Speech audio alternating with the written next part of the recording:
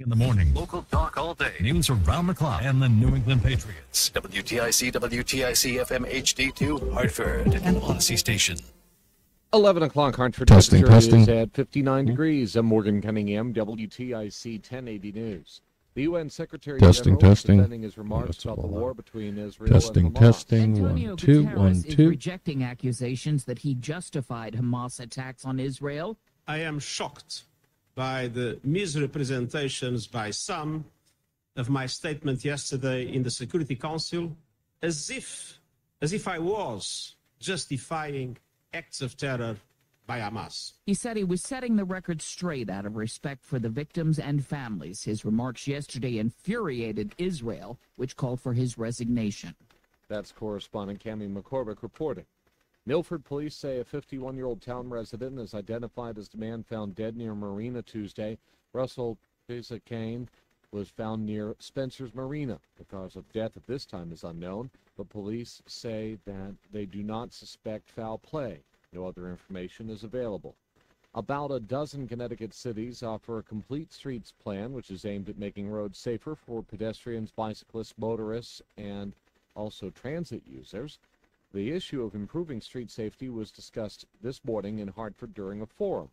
This site-challenged Manchester resident wondered what role the Americans with Disabilities Act plays in street design and enforcement. I've been dealing with no audible signals on a 10-lane road for 8 years, and they haven't fixed it yet. And there are 4 major intersections. 62 pedestrians were killed in 2022 in Connecticut. Fairfield police charged a Sacred Heart University student from New Jersey with drunk driving and other charges. The story from WTIC's Kevin Gordon. 19-year-old Tyler Delk was clocked driving more than 85 miles per hour when he lost control of his car September 29th on Jefferson Street. He hit a car with an Uber driver behind the wheel, transporting 4 female Sacred Heart students, all of them seriously injured. Police say Delk's blood alcohol level was 10 times the legal limit. He's been charged with DUI, numerous counts of assault with a motor vehicle, and reckless driving. He's been released on $250,000 bond, facing a court appearance when he's medically cleared. Kevin Gordon, WTIC 1080 News. Meet Republicans' 4th nominee for Speaker of the House in 3 weeks' time, Louisiana's Mike Johnson. This group here is ready to govern, and we're going to govern well. We're going to do what's right by the people. Johnson faces a floor vote today in trying to unify the divided Republican majority. The House is scheduled to convene in an hour. Markets are down, the Dow losing 12 points, S&P 500 30 points lower, and the Nasdaq's off 176. For these stories and more, go to WTIC.com. I'm Morgan Cunningham, WTIC 1080 News. I'm Tom Kaminsky from the Brown Payne Dearest and Scott Traffic Center. Roadwork set up both directions along Route 91. First in Hartford, northbound for about 2 miles between exit 27 and exit 32, and in Windsor Locks, southbound side of Route 91. Roadwork for about a 7-mile stretch from exit 40 through exit 34. That's a look at your WTIC traffic. I'm Tom Kaminsky. Fall into a hiring spree with Indeed. Their end-to-end hiring solution makes it easy to attract, interview, and hire candidates. Sponsor a job and instantly receive a short list of quality candidates whose resumes on Indeed match your job description. Visit Indeed.com/credit.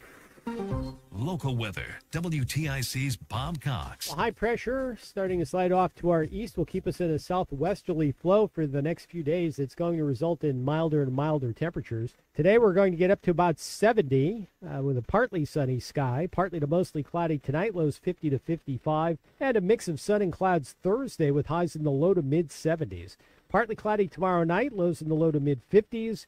Friday looks partly to mostly sunny with highs in the 70s, and mostly sunny Saturday, high 75 to 80. The record high is 81. That was set back in 1919. I'm meteorologist Bob Cox in the WTIC Weather Center. How's your mental health? I'm listening with Dr. Christine Moutier. You know, we have this image that if a person is strong, is accomplished, or whatever the stereotype is, that somehow they'll be immune from a mental health problem, PTSD. What's up, man? Hey, man. The reality is that every I just want to check human my volume, being make sure is I was exactly good. that. We're human, and we all have... You can probably stand up, turn your mic up a little bit. Mic up? Okay. How about there? More at imlistening.org. Talk. A little bit more. A little more? Okay. How about there? Now more than ever, drug and alcohol use are on the rise. If you are suffering from an addiction, don't wait. Seek help now. That sound better? Located in Westboro, Massachusetts. Yeah, sounds good. All right, good. Recovery Center offers inpatient detoxification and residential treatment services. Recovery is possible. Visit newenglandrecoverycenter.org for more information or call 877-MY-REHAB. Most insurance plans accepted and transportation is available. Please call 877-697-3422. Call 877-MY-REHAB today. Don Cusson here. Fall is a great time to get behind the wheel and head out for some seasonal driving. With leaves on the road and rain or snow falling, driving can be hazardous. Is your car ready? Cusson Auto features Cooper and Continental tires, helping to ensure a comfortable and safe driving experience, no matter the season. Let Cusson Auto handle your next oil change, knowing our team will inspect your vehicle for all your service needs. After all, we'll do it right or not at all. Call 860-289-2389 or visit CussonAutomotive.com.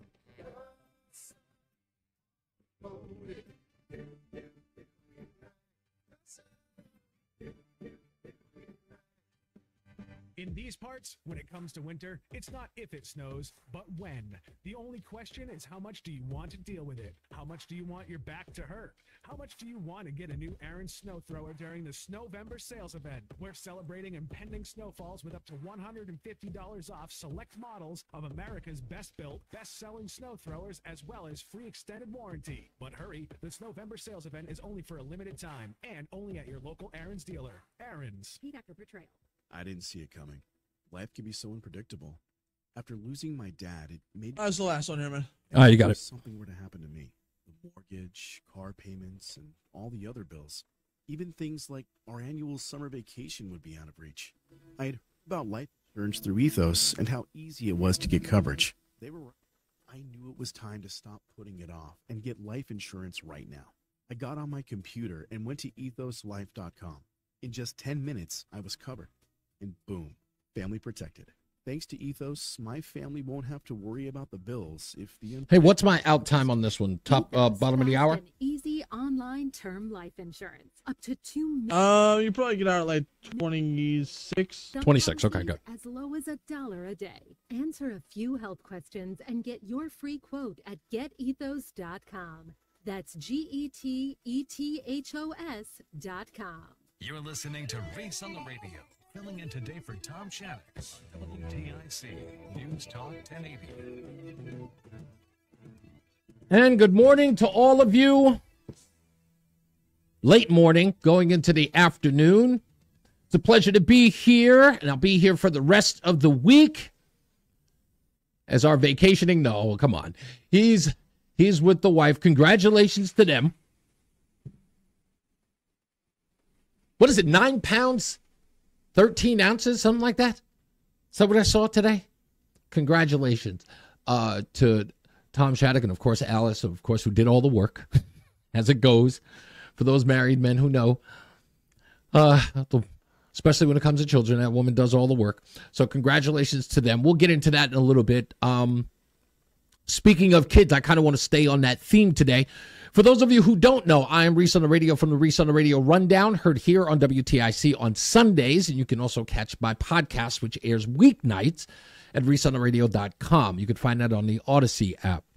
And I think that, as we, of course, celebrate, the birth of our newest WTIC family member, I think it's always important to put the importance of children on the front burner, if you will. It's like sort of in the focal point of our minds because of two stories that I saw today in the Hartford Courant. One was actually in the CT Mirror, but it was also covered in the Hartford Courant today. And they say about writing, right? Write what you know. And I believe as a talk show host, you need to talk about what you know. And these two issues are very personal to me. And I'm having a hard time with gripping with these issues here in Connecticut. Let me explain.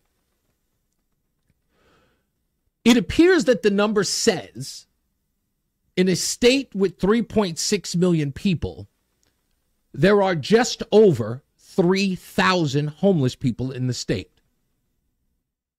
And with taxes going up constantly, why the number of homeless people keeps rising in the state of Connecticut.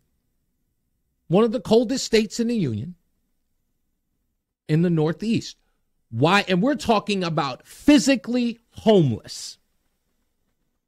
People without a home to live in.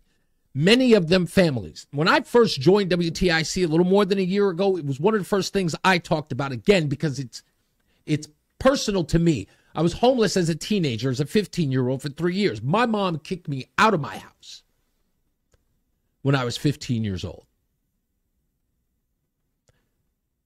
And I understand what that was like, living on the street, riding on the subway train. For any of you who've ever been to New York, you'll know this trek.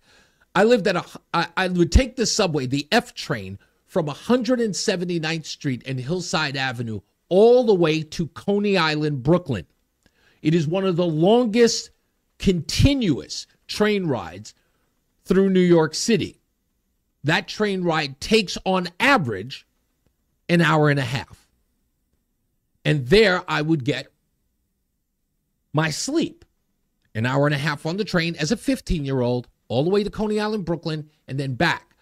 I remember every night that I was on that train, when I couldn't stay in the staircase at the building that I was sleeping in, I remember every time we ended up near Coney Island, because part of that train, when you get into Brooklyn, becomes an L train, an elevated train, above ground in the elements.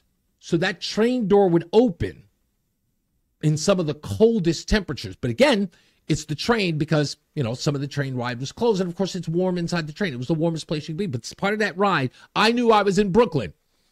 As soon as that door opened and that brisk wind hit me. And I tried to stay as warm as I could, and I slept on the way back another hour and a half. If I was lucky in that ride, I would probably get about 3, maybe 4 hours of sleep.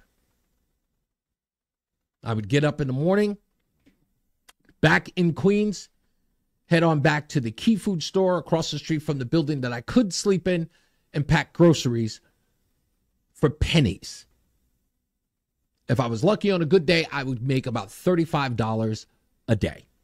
That's a good take in 1986. For a 15-year-old, yeah, just in tips, no salary. Thankfully, the store owner let me pack groceries, and some people I would help them get their groceries home. You get $1 here and 50 cents there. And that was my spending money. That was it. So when I say this is something that I know, this is something that I know. And I knew other homeless kids too. I knew other homeless people too. I knew how difficult it was as a 15-year-old to get into a shelter. They would not let me in because I wasn't an adult. So I had to live on the streets. No people took me in. There was no BCW coming to my aid, although they had been in my life before. And the BCW, for those of you who don't know, is just like your CPS, but it was called the Bureau of Child Welfare. And as I was talking about this with my wife today, she said, there was your problem right there. I said, where? She says, bureau. I said, oh yeah, the root word, the bureaucracy. That BCW not only never cared about the fact that my mom didn't have her 15-year-old in the house. They did nothing when I was suffering through very, very abusive conditions when I did live at home. Which brings another story that's in the Hartford Current about another 2-year-old that is dead. That the Bureau of Child Welfare dropped the ball on.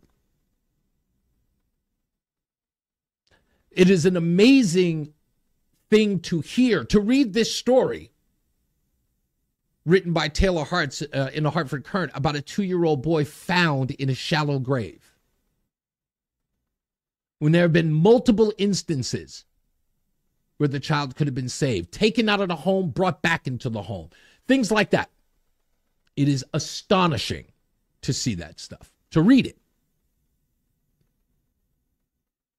There before the grace of God, as I say. But when I see that, I'm just in my mind, there are many people going, how could you do that to a 2-year-old? Trust me. For a lot of people, it is easy.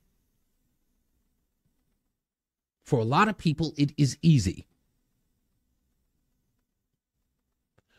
But the question has to be, why don't they care enough to care for these children? There are several factors to this, and I'm going to sum up some of them. And in this case, DCF, why they fell short, there are reasons. A lot of them, unfortunately, are racial. Not racist, racial. I'm going to break all of that stuff down. And DCF knows it's true. And if anybody who's ever worked for them, who works for them, who knows it, if you want to call in and you want to correct the record, you're happy to. You know the number, 860-522-WTIC. But I know better, having been in the system. And people will say, well, they've changed over the years. You haven't changed that much if a 2-year-old can end up dead on your watch. Because we watched worse. And this kid died. Anyone who knows this system, who's been through it, gone to group homes, gone to foster care. Those of you who know who you are. By the way, I'd love to hear from you too. If you've experienced this, you currently work at one of these establishments, because this is a problem. And I got to be honest with you. All of that will dovetail into another story that I'm really trying to talk about today. And that is, of course, the homeless situation and the migrant situation, and how the two of them don't make sense to me. Because a story like this, a story about homeless families living in the state of Connecticut, we're talking about 3,000, according to the numbers, 3,015 homeless families or people in the state of Connecticut. Governor Lamont or anybody else in elected government should never open their mouths about finding work for or finding housing for someone who isn't one of those 3,015 people. There shouldn't even be a conversation. When you read an article, and I will read the article to you, where Governor Lamont is telling Kamala Harris, the Vice President of the United States, we'll do what we can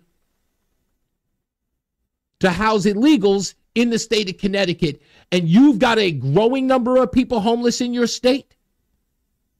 A dereliction of duty is too kind a description. It's not even negligent. It's cruel. He knows it. Everyone knows it. I know it. If anything says I don't give a damn about you, it's that. If you are taxing these people in this state so that you can, push whatever progressive can, we shouldn't even be having a conversation about electric vehicles in this state.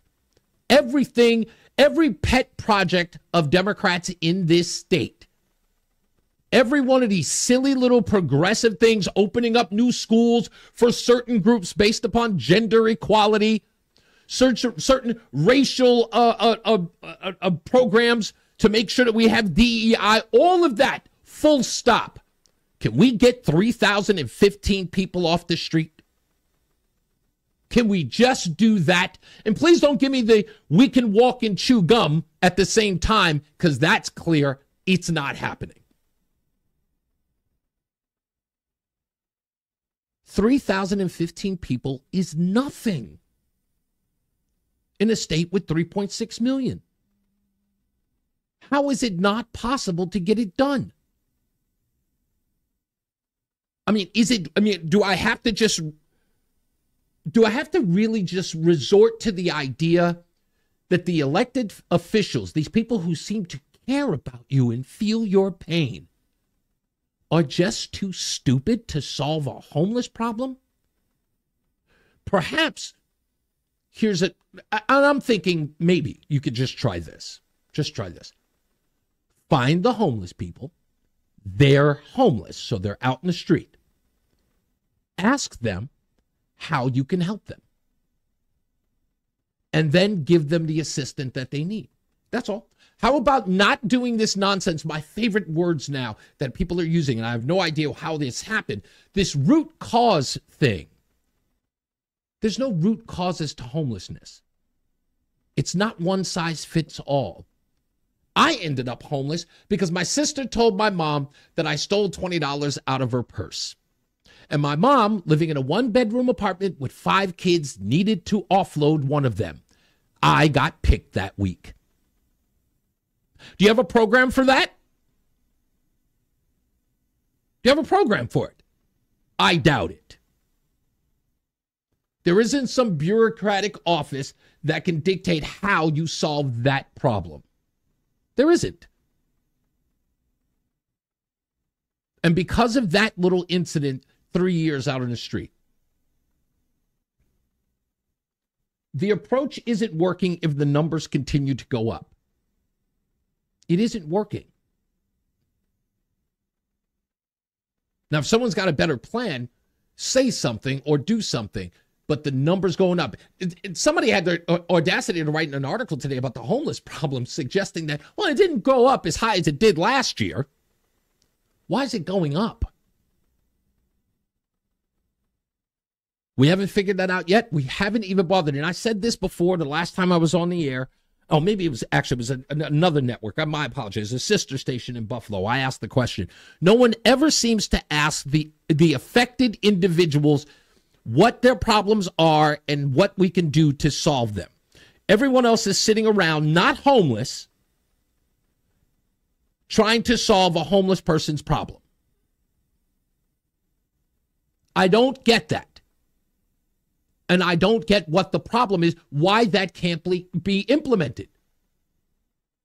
A bunch of people sitting in a room, having never been homeless, never had to endure what these people are enduring, and never ever invite them into the room to ask them what's going on, how can we help? They just go, no, look, we're going to get some more money. And I looked at these programs. I looked at the federal program and I looked at the Connecticut program. Food vouchers? Food vouchers? The objective is to get them off the street, not have them on the street and fed. What's being done to get them off the street?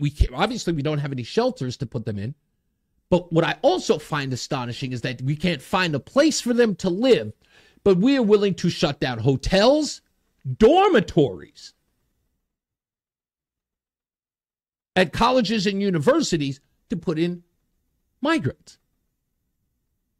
But that same access isn't given to homeless people to get them off the street with the winter months coming? Going above and beyond?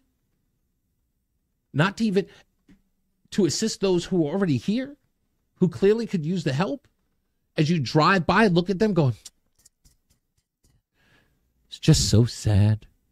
It's just so sad. Come on, Gonzalez family, let's get you into this hotel.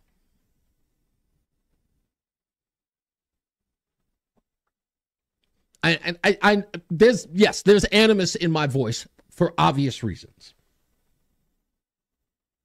Because this is not, it is preventable. All of it is preventable.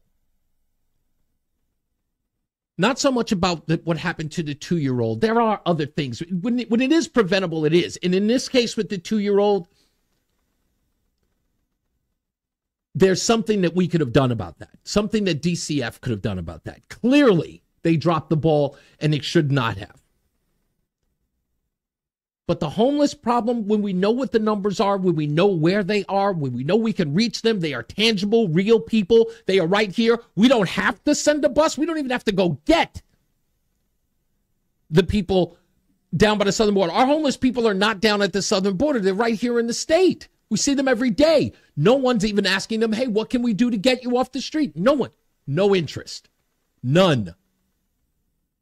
They sure love reporting about it. And all of the descriptions are so vague. We need to do more. Like what? Well, more. Like what? That's what we're working on. All right. I guess we'll see you next year. We'll talk about it again.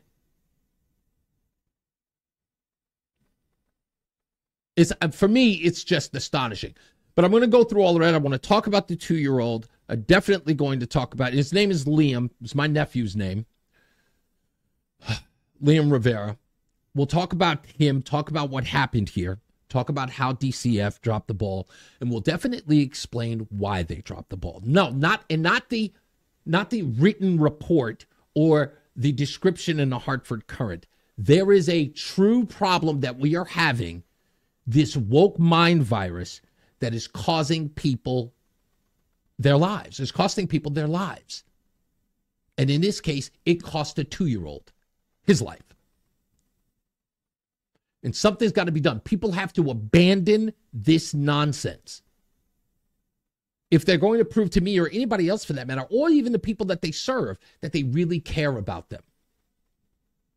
And it's going to take some hard truths and some honesty and some accountability for them to get it right. This is not to beat up on DCF. This is an opportunity for them to learn from their mistakes, not come up with some bogus report and then move on to the next kid that they'll fail. Because they will. Given the opportunity, they will fail. Because it's not about success. They've got to look at these children like they are precious human beings who deserve better than the conditions they live in. We can't control how people are going to behave. We can't control how parents are going to treat their children. We can't. But whatever we can, at least we can save the ones that we can and do our best to do that. That wasn't done here. And I don't think they had any intention to either. We'll get to it and your phone calls. 860-522-WTIC. I'm Reese on the radio. Again, if you've got a story, you've been a part of these programs, you've been in these programs, work for these programs, I want to hear from you. If you got homeless solutions, whatever, we're taking your calls today. It's Reese on the radio, filling in for Tom Shattuck on News Talk 1080 WTIC. Hi, this is Eric Hogarth on Money Wisdom. We get asked a lot of retirement questions that, we keep getting asked over and over. So let's talk about them today, some of the hot topics of retirement. Tune in this Saturday at 8:30, TIC News Talk 1080. By texting 64,000, you agree to receive recurring automated marketing messages from Babbel. Message and data rates may apply. No purchase required. Terms apply. Available at babbel.com/TNC. We're going abroad for the first time in years. To Spain. So we started using Babbel. And started learning Spanish fast. With Babbel, you can start having conversations in another language in just 3 weeks. Babbel's conversational method teaches you real-life words and phrases. And with Babbel's interactive bite-sized lessons, you'll remember what you learned. ¿Cómo te llamas? ¿Cómo te llamas? ¿De dónde eres? ¿De dónde eres? In just 3 weeks, we're starting to have conversations in Spanish. Estoy muy emocionado para ir a España contigo. Aw, he just said, I'm very excited to go to Spain with you. Nos vamos a divertir mucho. And that means we're going to have a lot of fun. Sí. Gracias, Babbel. Babbel, language for life. And now try Babbel for free by texting WORLD to 64,000. Text WORLD to 64,000. That's WORLD to 64,000. When was the last time you've seen your insurance agent? At a time when the majority of business is done virtually, Bouvier Insurance is here for you. In person. To get a policy review and the service you deserve, visit beinsurance.com. You hear that music? It can only mean it's breakfast bagel time at McDonald's. The McDonald's breakfast bagel sandwich. A fluffy folded egg, 2 slices of American cheese, plus your choice of a savory steak patty, applewood smoked bacon, or breakfast sausage, all on a perfectly toasted bagel. It's bagel time. At participating McDonald's. I'm Joe with Simple Sales CT, and I buy houses cash. If you own a house and want to sell it fast at a fair price, call me at 203-896-4000. I can pay cash and close in as little as 7 days. I buy houses in any condition, any price range, and more importantly, anywhere in Connecticut. I am a private real estate investor who buys several houses a month, and I want to buy more. I buy inherited houses, divorce houses, behind-in-payment houses. I even buy my tenant won't pay me the rent houses. Do you own a house that is trash and needs thousands of dollars in repairs? Great, because I love buying junk houses. I buy vacant houses, abandoned houses, condemned houses, and even foreclosure houses. If you own a house and want to sell it fast, call me at 203-896-4000. That's 203-896-4000. 203-896-4000. That's 203-896-4000. And now, a WTIC news update. 11:30, the temperature in Hartford, we have 63 degrees. I'm Morgan Cunningham, WTIC 1080 News. There's an increased police presence at a school in Wallingford, we're learning. The superintendent, in a message to the school community this morning, says that there's an extra police presence at Sheehan High School. A student was reported missing on Tuesday, and while there's been no threat made by that student to the school staff or other students, there's concern that the student may be a risk to themselves or others. At this time, the student is not allowed at the school, while Sheehan High School has extra police officers on hand on patrol. They're not alone. Nearby Highland Elementary School is also under more police scrutiny today, and they also are not having outdoor recess. A floor vote is expected to happen sometime today in the House to name the next speaker.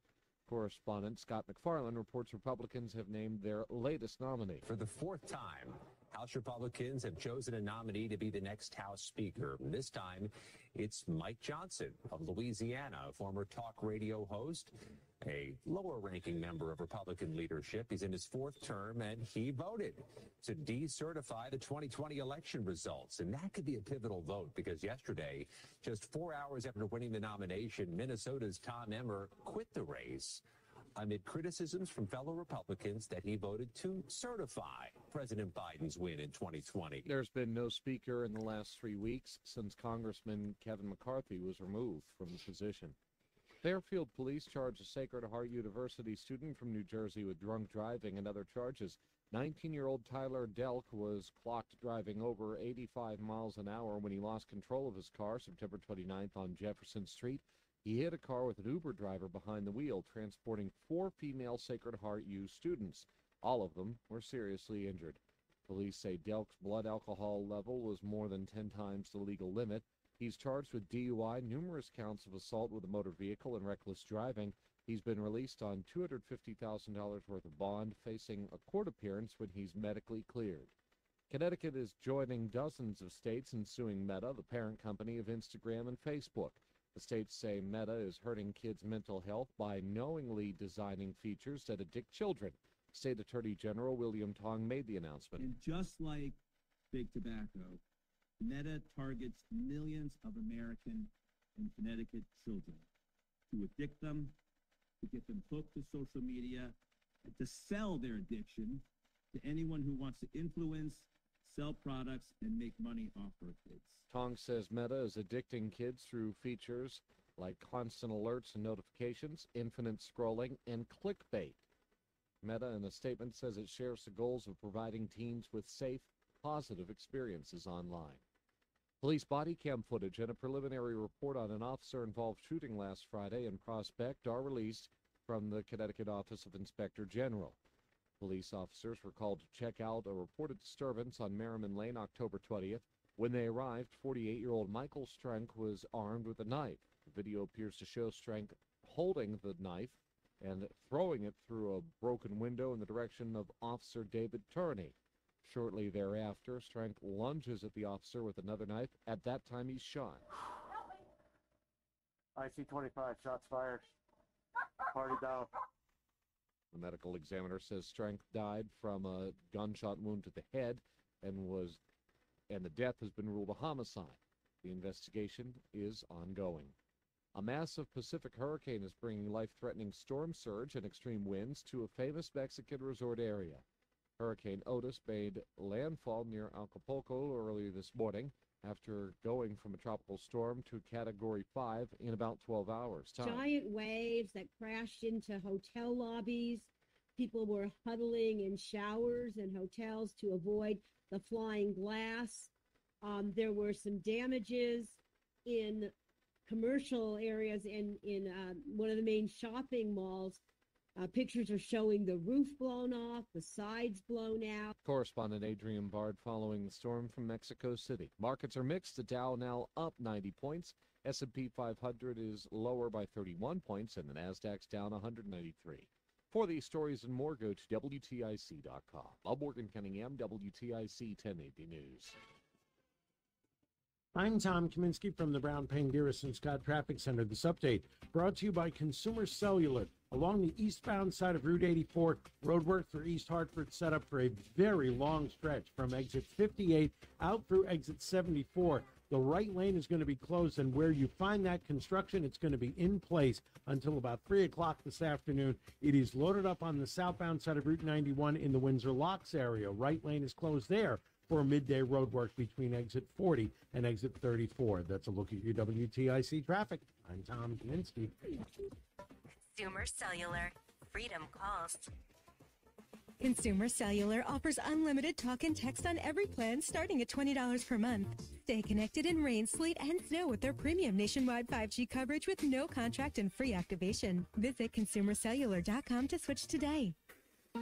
Local weather. WTIC's Bob Cox. High pressure starting to slide off to our east will keep us in a southwesterly flow for the next few days. It's going to result in milder and milder temperatures. Today we're going to get up to about 70 with a partly sunny sky. Partly to mostly cloudy tonight, lows 50 to 55. And a mix of sun and clouds Thursday with highs in the low to mid 70s.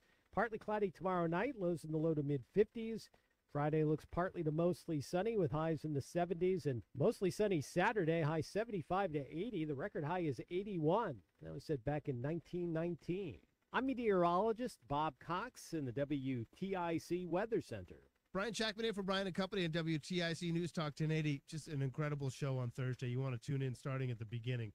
We have Brad Card, Washington insider, a long time. He worked for the first Bush presidency. I mean, he's been around a while, knows a lot. We'll talk about the House mess. Andrew Latimer from CLA, Michael Coyne from the Mass School of Law to talk about the Trump cases, and Jerry Griswold, our old friend, is going to bring a bat in studio. It's Bat Week, baby. 5:30 we start. We take it all the way to 9. We'll have all your news, weather, and traffic as well. It's Brian & Company right here on WTIC News Talk 1080. Are you looking for better heating savings and service for your home? Go with Petro. Switch now and get $125 free heating oil or propane. Want to save more on heating costs? Go with Petro for a great deal on new energy-efficient heating systems with $0 down and low monthly payments. For these special offers, live 24/7 service, and everything you need to stay warm and save, you can never go wrong when you go with Petro. Go to petro.com now or call 1-888-PETRO-02 today. That's 1-888-PETRO-02. Propane not available in all areas. It can be hard to chew and enjoy a good meal when you have bad or missing teeth,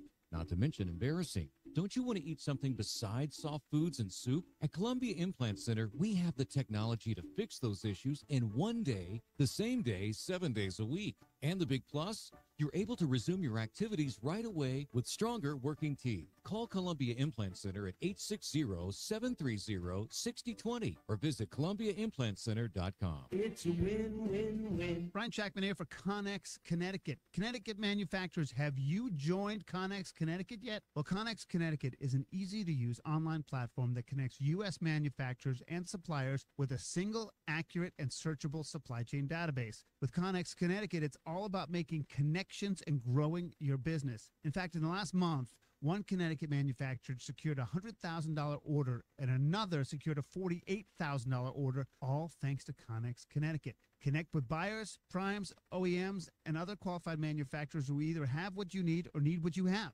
And all your data is encrypted, safe, and secure, meeting the latest cybersecurity standards in the industry. Use the Connex platform to fulfill your supply chain needs or as a marketplace to post RFQs. Contact them at connex@constep.org to learn more about how you could participate in this supply chain program. Connex@constep.org. That's CONNEX@CONNSTEP.org. You're listening to Reese on the Radio, filling in today for Tom Shattuck on WTIC News Talk 1080. I love that song. Hey, it's Reese on the Radio. Filling in for Tom Shattuck on News Talk 1080 WTIC. Telephone number 860-522-9842. Let's get to the phones because I asked for them. Let's go to Tom in Avon. Hello, Tom. You're on Reese on the Radio on the Tom Shattuck Show. Yeah. For recommendations, as I've made so well in the morning, the New York City is paying millions of dollars to put people in hotels. Right. The federal government is paying millions of dollars a year to maintain something like 70,000 buildings that are emptied. And I'm sure some of them can be used for housing for both the illegals and for the people that don't have housing. Right. But I mean, if you think about it, I don't Tom, understand why it never. in this state alone, you know, you look at the numbers you just doled out, right? We're talking about, 70,000 migrants coming in some cases. Empty ones, right? Additional underutilized. Right. Look at New York. New York, for that matter, right? New York City, they got 100. I think Eric Adams was complaining about 115,000 migrants that he got into the city.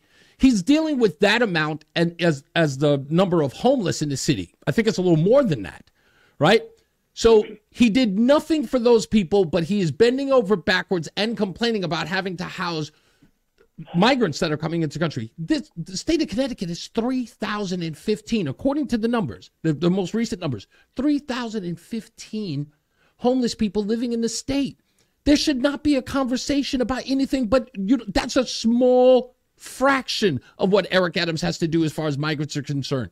We should be able to solve that. I can't understand why. There's got to be federal buildings. They can be just, temporary housing, for God's sake. Yes, exactly. Permanent housing. And I'll give you one better, Tom. How about this one? How about the fact that these governors are doing their darnest? Look at Kathy Hochul in New York. She's not only bringing them in, the migrants in, she's ensuring they get work, which is clearly what the homeless population needs in this state. If you could get them housing and work, why would we be bending over backwards for illegals to come into the country to get housing and work and not be able to deal with a 3,015 person problem? Yep. Yeah, it doesn't make any sense. Gets done. Yeah, exactly. It's not like it can't get done. I think this is literally a drop in the bucket. Compared, not even nationally, just regionally, this is a drop in the bucket. Connecticut is literally creating a problem it can solve at the snap of a finger. But what can you do? Thank you, Tom. I appreciate you. Let's go to Jack in Bristol. Hello, Jack. You're on with Reese on the Radio on the Tom Shattuck Show. Jack? Poor young man, the 2-year-old. Yes. It was sad. There was just a case not that long ago in Hartford. Yes. Of a young man who was mentally disabled. And, he had been in the system and so on. But anyway, they finally went there, and he was literally starving to death. Yeah. So was it with this child? Unfortunately died, and this 2-year-old. The only good thing was they put the mother in prison, where she belongs. Yeah. This issue with the 2-year-old Liam, they said when the doctors sort of compared notes from the last time he was seen by a doctor and at the time of his passing, he had lost 5 pounds. He was 17 pounds. That's how, that's how frail he was. And when the doctors had seen him several times, he was tired, lethargic, couldn't move, was underweight. And in fact, the hospital called Child Protective Services when they saw the child at the hospital. Still, this child ended up dead? With all of that? It's sad. It's terrible. One more thing, Reese. Yes, sir. State of Connecticut is spending $30 million for insurance for people that are here illegally. $30 million in insurance to pay for their insurance. Goodness gracious. Yeah. No. Okay. So wait a minute. You know what? You just brought up a great point, because part of the article that I saw today is they said in order to house the homeless problem, right? They need $50 million for 3,015 people. I did the math this morning. That turns out to be about 16 grand per person. That's what they need for 50 million. And you're telling me that the migrants that have come here, they spent 30 million on insurance? And there was actually a bill in the legislature where they wanted to pay for insurance all the way up to the age of 26. Oh, that's right. Of course. Of course. Illegal immigrants. Yeah, exactly. I'm sure that has something to do with the Affordable Care Act. and that was defeated. But just the thought, the insanity of that is just—it's hard to comprehend. Yeah, it is. Yeah, exactly. And I think my wife is right. The bureaucracy runs deep. Thank you for the call, Jack. I appreciate you, sir. Let's go to Monroe in New Britain before we take a break. Hello, Monroe. You're on with Reese on the Radio on the Tom Shattuck Show. Yeah, thanks for taking my call. It's kind of a short story. My Sure. son's an architect in Buffalo, New York. You mentioned Buffalo. Yes, sir. He went to school in Syracuse to get his degree, and he did a thesis on creating a solution indirectly for homeless people.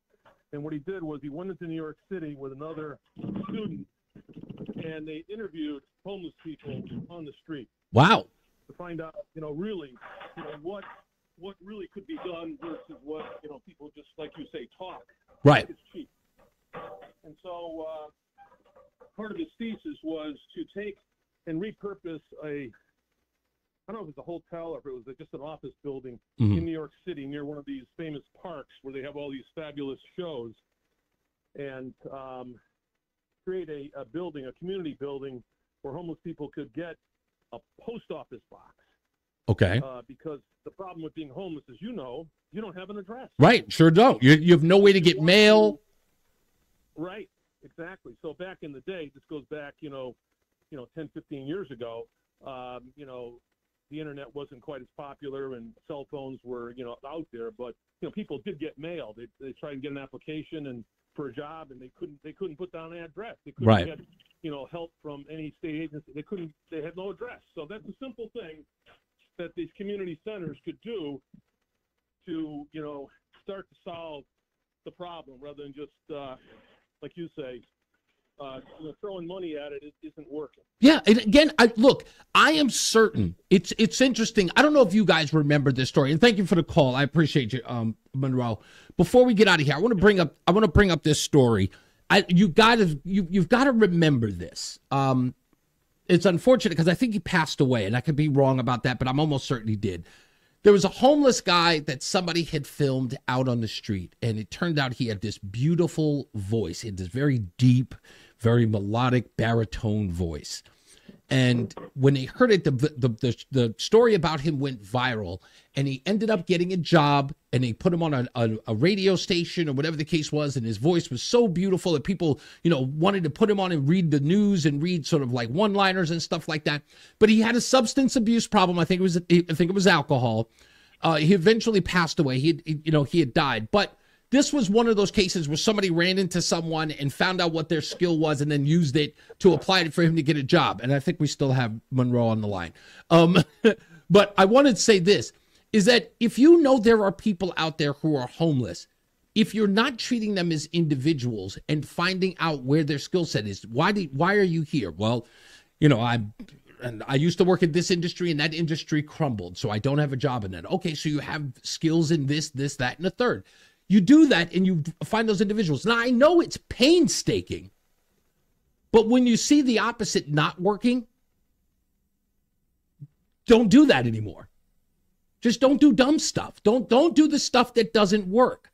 Constantly, and as Monroe just said, consistently throwing money at a problem that's never solved obviously means one thing. The bureaucracy is making a fortune on that problem. And that's the truth. When people get into these programs, they see the money that they can make. They see the money that they can profit from. And it becomes profitability over progress, over actually solving the problem. People want to ensure that they consistently get that budget so that they have the money to do whatever they want to do with it, to throw any piece of spaghetti against the wall to see what sticks. And they're playing with people's lives, as the DCF situation is. And I'll get into that soon. If we get preempted, I know the president is about to give a speech within the next 45 minutes. We will definitely join that in progress if it does happen. I just want to give everybody a heads up about it because he's got some important things to talk about what's happening in Israel in that conflict. I did get a note here that he is about to speak, and I believe that the time is going to be, according to this, roughly about 1:15 Eastern. So if that happens, we will preempt the program to listen to the president as he is in a press conference with Prime Minister of Australia, Anthony Albanese. So we will cover that. So we'll interrupt that, of course, when that happens. So just be ready for it. And we'll hear what the president has to say about that conflict. I do understand that there's some sort of negotiation or conversation about negotiations to get hostages freed and keeping Israel from a ground assault into Gaza. At least that's what CBS is reporting so far. We'll talk about that. But anyway, we'll take a break. In the meantime, we're still taking your phone calls, 860-522-WTIC. I'm Reese on the Radio, filling in for Tom Shattuck on News Talk 1080 WTIC. Identity theft shows no signs of slowing down. In fact, more than $29 billion were stolen last year alone. That's a criminal success story and a wake-up call for everyone else. It can be dangerously easy to steal your identity. LifeLock makes it easy to help protect yourself if you become a victim. A dedicated U.S.-based restoration specialist will work to fix it. Join now and save up to 25% your first year with my name, Clay, as your promo code at LifeLock.com, promo code Clay. Hi, I'm Martha Stewart. Every year, more than 4 million pets enter shelters here in the United States. My friends at American Humane have been helping animals since 1877. The goal is to ensure that pets have a safe shelter, especially during natural disasters. Adopting a shelter pet allows shelters to help more animals awaiting care. Please consider adopting today and take some time to learn more about American Humane's other work at americanhumane.org. Hey, it's Matt Soroyce with my 8-week check-in with Awaken 180 weight loss. And guess what? I have shed an astounding 48.6 pounds. And believe it or not, 8.2 of those pounds were just from last week alone. That's week 8, folks. I expected quick results early on, but dropping over 8 pounds in week 8, that is pretty unbelievable. The best thing, I'm eating well, feeling satisfied with every meal and snack, and even sometimes leaving some food on the plate behind. That's because with Awaken 180, there's no hunger suppressants, no tricky meds, just a new and improved me taking charge of my life. Get this, last week I was DJing a wedding and forgot my trusty cart, to lug around all my speakers and equipment into the venue. Must have made a dozen trips back and forth from my car. After all my stuff was inside the venue, I stopped and thought, if that was me 50 pounds ago trying that, might have heard some sirens instead of dancing music. So listen, if you have 50 pounds to shake off, you could reach that goal by the new year. So what are you waiting for? Give Awaken 180 Weight Loss a call today at 844-346-1800 or schedule a consult online right now at awaken180weightloss.com. This is Reese on the Radio, filling in for Tom Shattuck on WTIC News Talk 1080. All right, we'll see if we can get these phone calls in real quick. Let's go to Patty. Hello, Patty. You're on with Reese on the Radio on the Tom Shattuck Show. No, thanks. Hi, Reese. Good morning. Hey. Thanks for taking my call. You always go to the human issues, and I guess I kind of do too, to be honest with you. Yeah, well, poverty hurts, and so does hunger. And the people living in the systems, many times they don't even know how to get out of them. Yeah. They don't have the skills. Many times they don't have the education. Mhm. They don't have the opportunities. And as you know, it's really a miracle you did as well as you did. I mean, it's your own resilience and your own, dedication to moving yourself forward. But, I feel for you. I actually have a suggestion. Bobby Kennedy, who's running as the independent now, he's actually looking to do something for the poor. The program he currently has out is not very popular, and he may lose a lot of votes for it. But if he was to meet with someone like you and someone like Bob Woodson, who knows that $22 trillion hasn't fixed the problem, and like you said, it helps the bureaucracy but not the people, Right. then you may actually have a lot of wisdom you could share with him and maybe come to a plan that actually is more palatable to the public and actually delivers really good results for the people, because that's really who you're trying to help, not the bureaucracy. Yeah. The people, and it never seems to get to the people. I grew up in Waterbury, and, I went to a public school, and, actually, as a critical care nurse, I took care of people who were homeless, and I'll actually carry some of those stories to my grave. Right. But there was one man, I can't tell you how polite he was. He must have thanked me, I don't know how many times a day. It was quite humbling. He was quite ill. I had him on multiple times, and he knew me, and I knew him. And, we all bleed red. And It's interesting, sometimes you're- Patty, one of the things that you're talking about with this gentleman you know, and I think this is why he was so grateful to you and always thanked you as much. One of the things about, as far as dignity is concerned, especially as a homeless person, when I was a kid and I was homeless, there were many times when I thought that I wasn't seen, right? That I was ignored. Of course, the evidence was there, right? I was ignored. My mom kicked me out, so clearly I felt unwanted, right? So that's like the core of who I am. So I spent my entire life, my 20-year-old years were all spent on trying to be accepted by people. Right. So, you know, I carried that on from when I was a teenager. All I want to do is for people to like me and for people to notice me and people to see me. That came from childhood homelessness. Imagine what that's like, being a grown man, not being able to provide for yourself or for your family if they're homeless with you. Your dignity is completely destroyed. So for somebody to be seen and for you to help them is primarily why he was so grateful. It's just I can't believe this is happening to me. I have to make sure that you have to count your blessings in that moment. Someone's actually seeing me and finding worth in me. I think kindness is a very good message. It is. And I think people see it. And I'll tell you who else, too, the homeless veterans. And I have a very soft spot for them. We give to them all the time. In fact, 2 weeks ago, I asked my husband if he would look at his clothing and find something really, really warm. And he gave a $100 hoodie away, and I gave my warmest coat that was the longest. So I'm going to get you. I'm going to play this for my wife because it took me 2 years to get her to give away some clothing. Yeah, you know, as my daughter as a child, we used to every year for the homeless shelter in Waterbury. There was a family. She sent me 3 pictures of her children. They were small. They were under 5. And we asked her what clothing she wanted. We bought her everything she wanted. You know, when you teach children to be kind and to always see another human being as a human being and to never degrade people, my parents taught us when we were little that you never make fun of people who were less than you. And believe me, they were going to hold you to that standard. That would be intolerable in our home. My father did more things for people who were poor. But, you know, my sister was a nurse, and she was going to work for the 11-7 shift, and she stopped her car in the worst part of Waterbury, the most dangerous, because there was somebody laying in the middle of the road. Wow. So it doesn't matter if you're white or you're black. You don't see color. You saw a person there. She stayed with that person till the ambulance came. I have to say, Patty, that you said about your sister being a nurse, and I know you're a nurse as well. I'll be honest with you. That is, it's funny because my grandmother was a nurse, and she was like that too. And I was always stunned by that they would regard their own personal safety to help anyone. My wife is a former combat medic. We had a shooting outside of our home the first year we got together.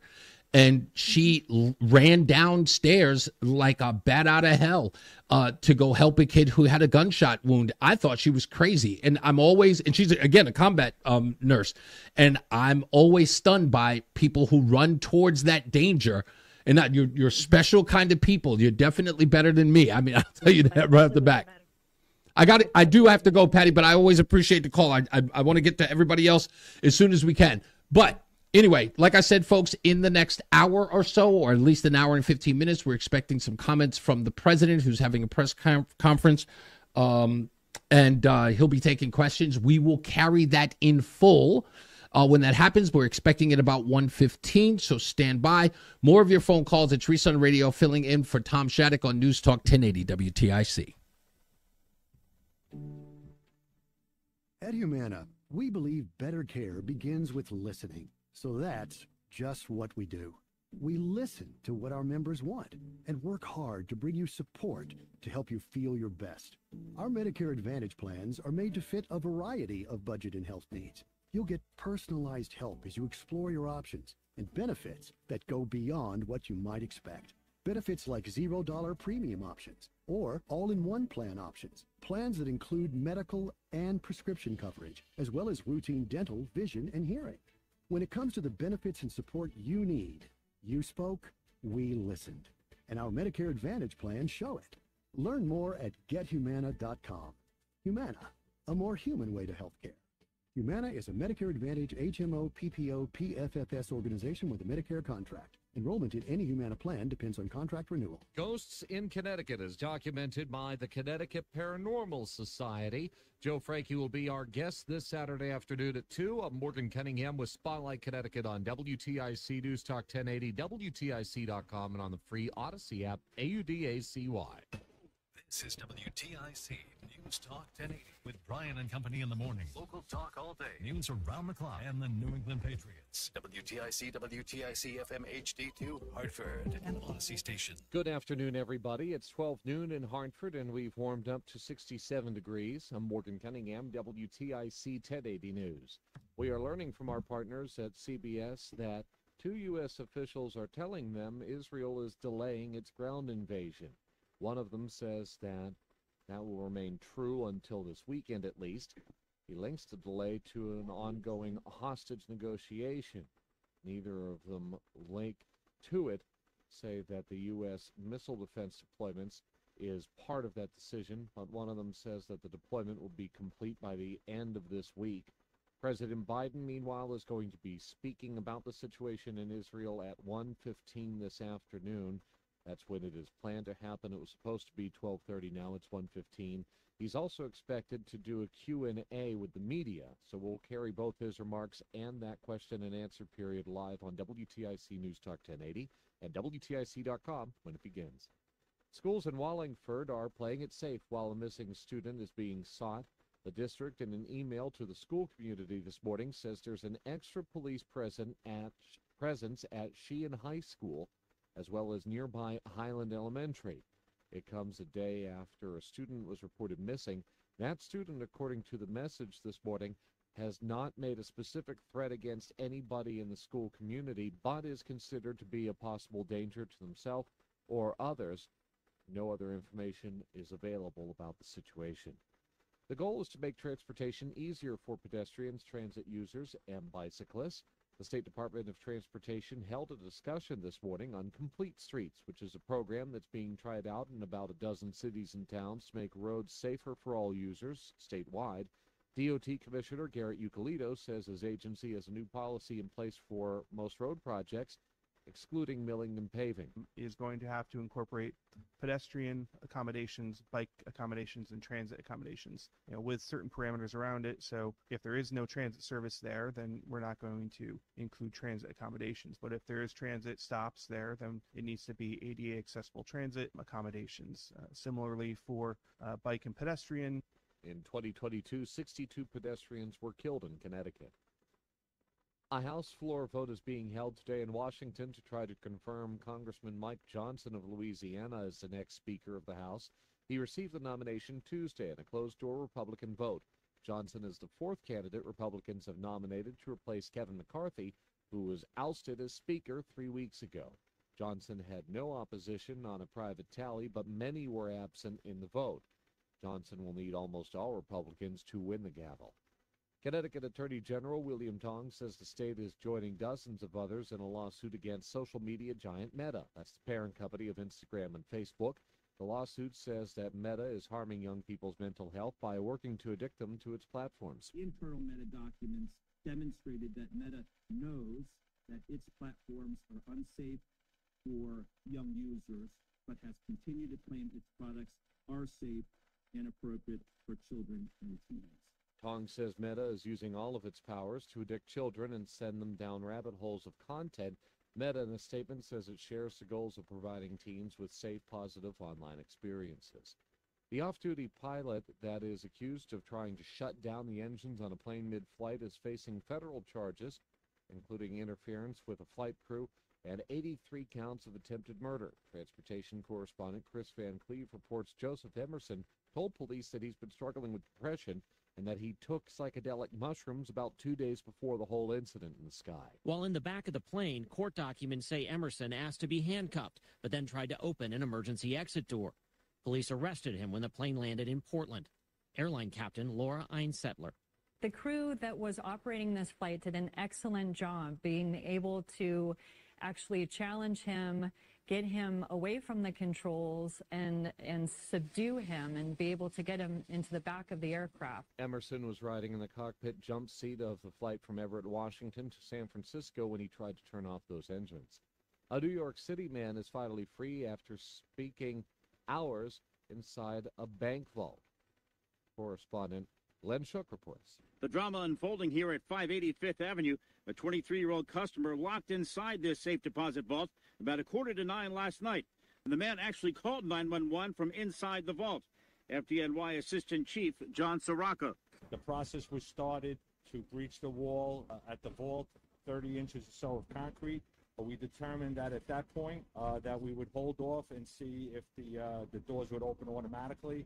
But once the timing mechanism finally released at 6:10 this morning, the man emerged 10 hours later. Checked out, he's fine. In fact, he came out of the lobby on Fifth Avenue here and ran. Glenn Schuck for CBS News, New York. I'm Jim Feldman from the WTIC Brown Paint Harrison Scott Traffic Center. This report is sponsored by Stu Leonard's. A lot of road work at I-91 today. It's going to be northbound after exit 20, after exit 27. It's going to be southbound after exit 46, and then again after exit 40. Route 9 has construction as well both ways between exit 21 and 23.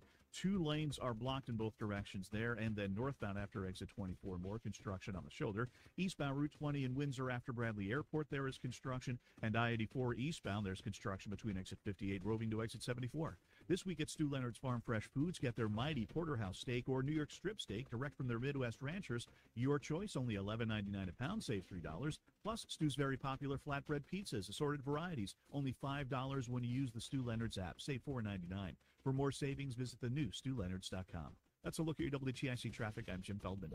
WTIC weather. Temperatures will be comfortably mild out there this afternoon, getting up to around 70 or so in the Hartford area. A bit of an increase in clouds and a southwest wind at about 10 miles an hour. Partly to mostly cloudy tonight, lows 50 to 55, and a mix of sun and clouds Thursday, highs in the low to mid 70s. Partly cloudy Thursday night, lows in the low to mid 50s. And Friday and Saturday look really mild. Temperatures in the 70s with a partly to mostly sunny sky Friday. And a lot of sunshine Saturday. Could get as high as 75 to 80 Saturday afternoon. I'm meteorologist Bob Cox in the WTIC Weather Center. Markets are currently mixed with the Dow adding 22 points, S&P 500 falling 43 points, NASDAQ reversing 237. For these stories and more, go to WTIC.com. I'm Morgan Cunningham, WTIC 1080 News. Texting privacy policy and terms and conditions posted at textplan.us. Texting enrolls for recurring automated text marketing messages. Message data rates may apply. Reply stop. Binges, blackouts, regret, shame, trying and failing, to drink less or quit. Hi, I'm Jonathan, founder of Or Health. I know how scary drinking too much can be because I struggled with alcohol misuse for most of my adult life. But I also know that it is possible to drink less or quit. And Check. Now, Trexone is a safe... Holla, pop your collar. All right, I got you. How we doing, boss? We good? Yes, sir. How you doing? I'm all right. Started Or Health to make Tom got a baby boy. Convenient and Baby boy, huh? like me regain control. Something like 2:50 this morning. Drinking or Jeez. All right, somebody got to take a nap. 323232 to get a secure link to Or Health's private online All right, assessment. I Oh, it's over now. Yeah, I hear you. Professionals will evaluate your assessment. All right, if I got to get medication you is right for up, you, and I got prescribe to it online. keep... We'll deliver your I can't hear you. Sorry, I moved away. Kind of faint. Sorry, yeah, I moved away. I got to keep you up, and then I got to go to Matt's.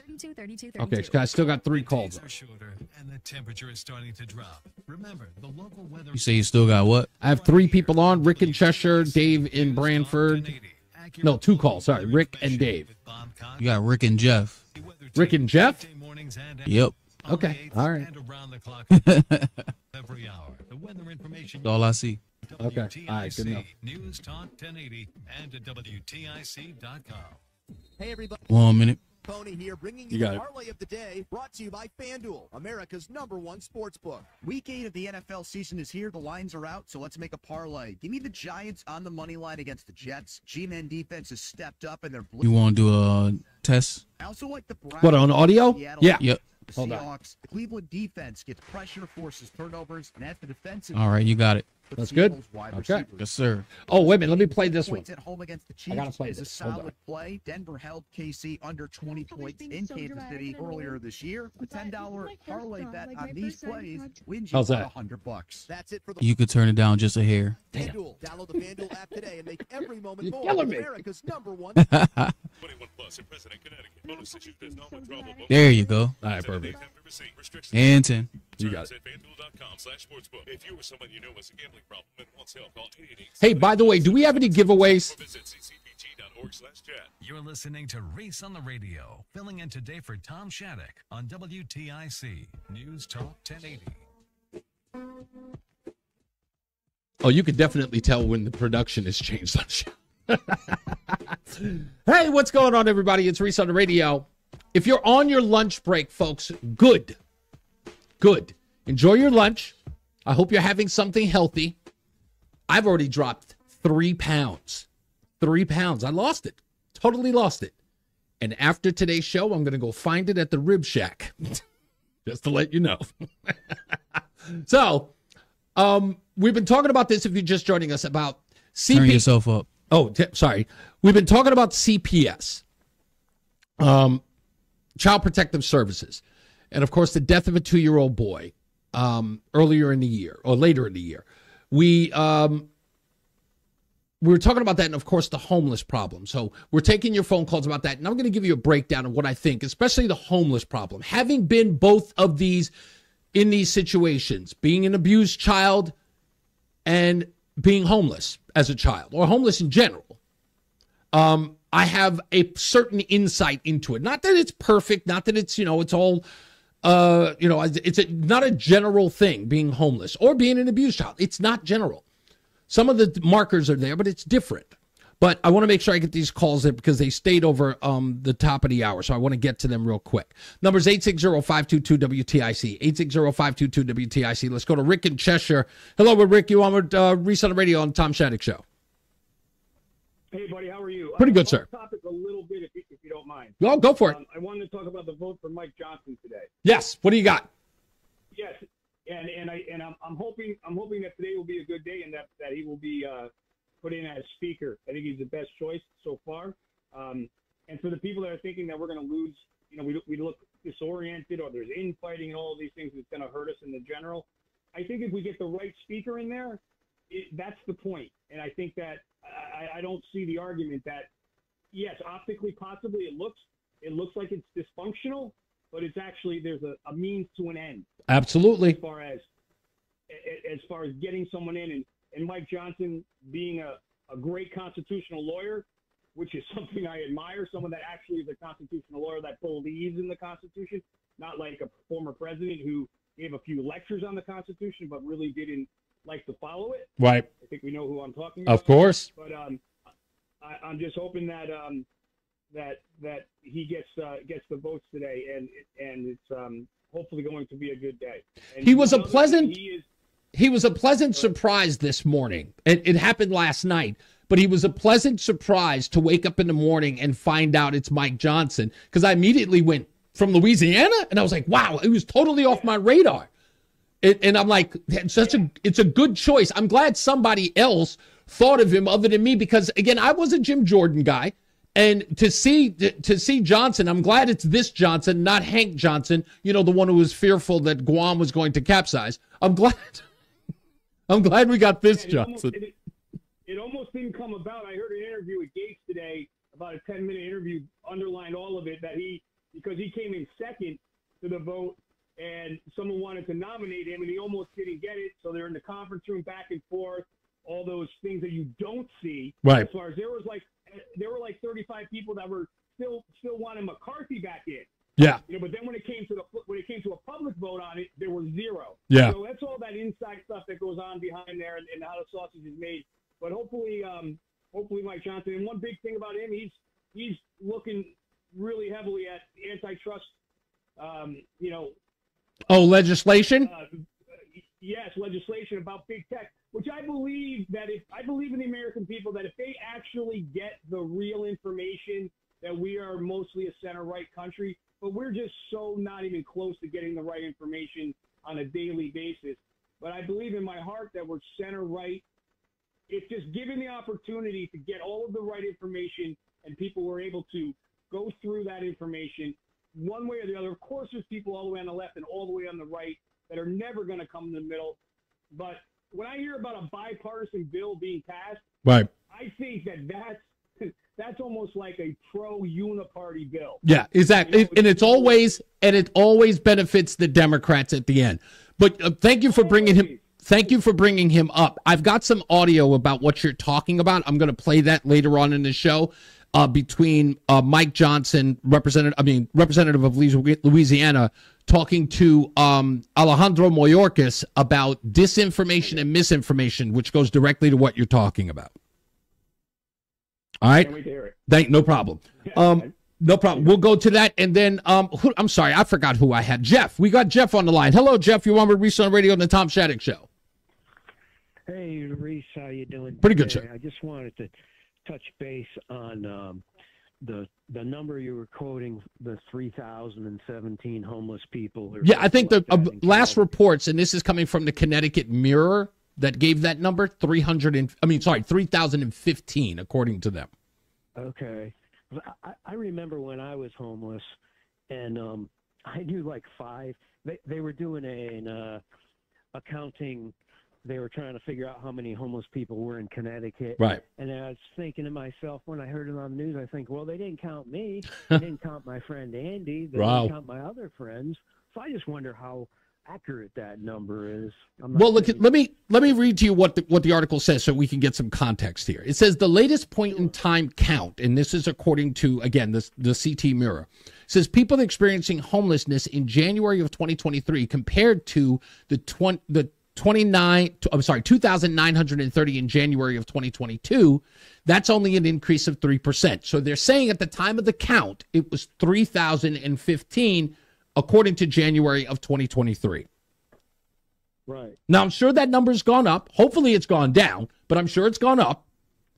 But that's the number that they're giving. But again, even if we were seeing, like in this case, what are we saying according to this number? January 2930 to 3015, that's not a considerable, that's less than 100 people in a year, right, of an increase. So with that being said, even if it has been more than that since January of 23, we still can get that number. That's 3,100 people. That's not a problem. Not to me. And maybe, somebody explain to me how it is. Not when you decide that you're going to take in illegals and migrants coming into the country. It doesn't seem to make sense to me. You want to. I got a guy, Mike, who just told me not too long ago, his daughter was removed from their dorm so they can house migrants. Oh, wow. That's crazy. Yeah, exactly. So again, what are you suggesting, that the migrants are far more viable than our homeless citizens who already lived here or from here or probably residents here, used to pay taxes here? Yeah, I was just kind of interested in the number, where they got that number from. I don't know if they had gotten it from the state, if the state counts homeless people or not. According to this is the 2023 HIC PIT report. Okay. Yeah, so they're calling it point in time count of the annual 2023 point. And they said every year, continuums of care, which is COCs, within the United States followed a mandate of the U.S. Department of Housing and Urban Development to conduct a count of homeless individuals within our nation. This is a significant undertaking that involves 2 key components. The first is the Housing Inventory Count, the HIC, which is a point-in-time inventory of local provider programs that offers beds and units specifically for people experiencing literal homelessness. So, yeah, you're right. That number could be higher if they didn't talk to every homeless person on the street. Right.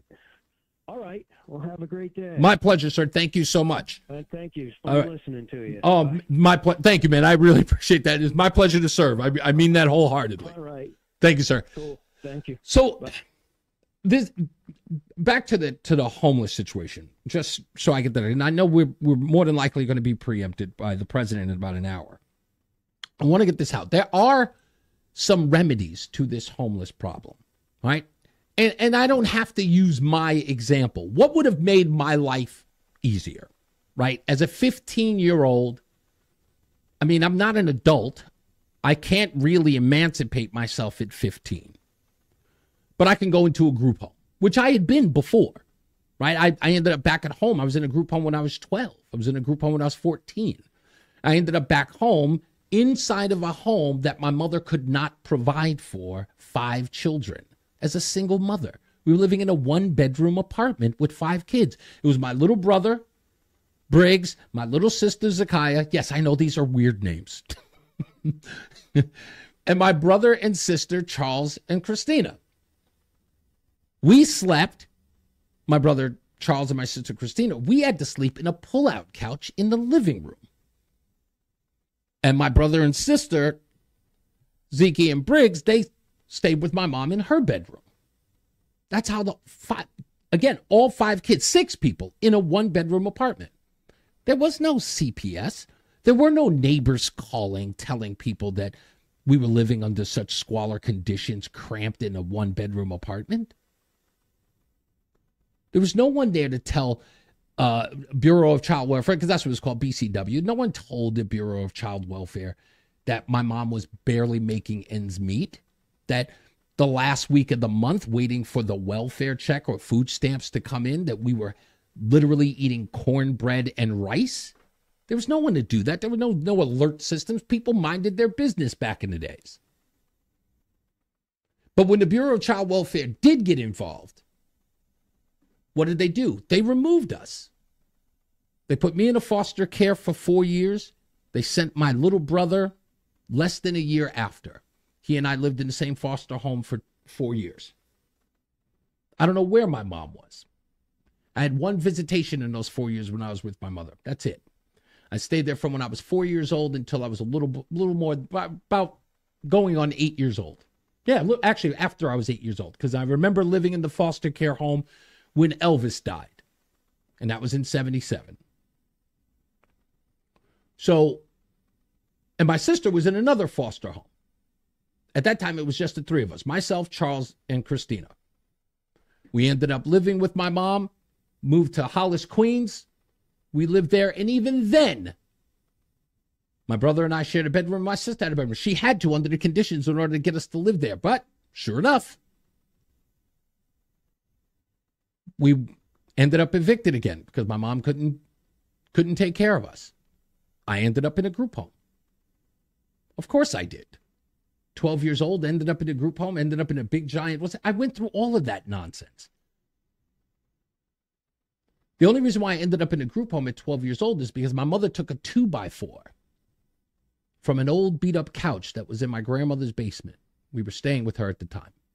My mom, frustrated, penniless, and angry, beat me for an hour and a half over taking $1.80 for the bus to take my little brother, Briggs,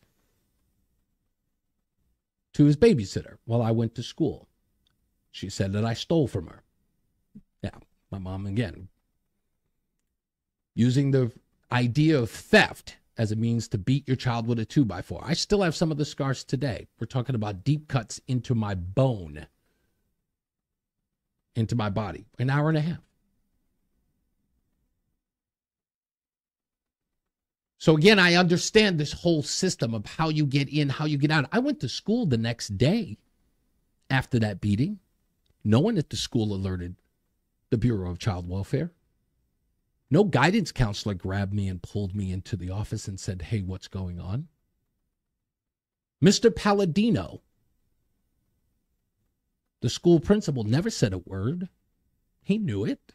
He saw it, saw the bruises on my arm. Nothing was done. I remember watching after-school specials about children being abused to give a nationwide alert to the abuse that was happening to children across the country. Still, not one person called the Bureau of Child Welfare to get me out of the house. I had to leave. I had to be kicked out when I was 15. And then I became homeless. So what do you do about this problem? It's simple. You have to investigate stories like mine. You have to actually talk to people like me. Find out what got them there, why they're there. If they have a substance abuse problem, get them into a program. You're concerned about getting people into programs who are arrested for drugs? right? We have drug treatment programs for people who are arrested for cocaine and marijuana or whatever crack rock they're selling. We get those people on a plea deal. We get them into a treatment program. We're not doing that for the homeless. They've done nothing wrong. They've done nothing criminal that would give them some sort of deal. Why not? You want to give a deal to somebody? That's a deal. It's a deal to get them off the streets and get them inside of a shelter or get them inside of a drug treatment program where they can get the help that they need. At least they'll get 3 hots. And it's not like we can't afford it. We're spending far too much money on other bureaucracies. I'm sure we can find the money. Because people always talk about, some of them have substance abuses. Okay, we know. But we'll sooner give that spot or that bed to a crack dealer in a plea deal than do it for someone with substance abuse in the street.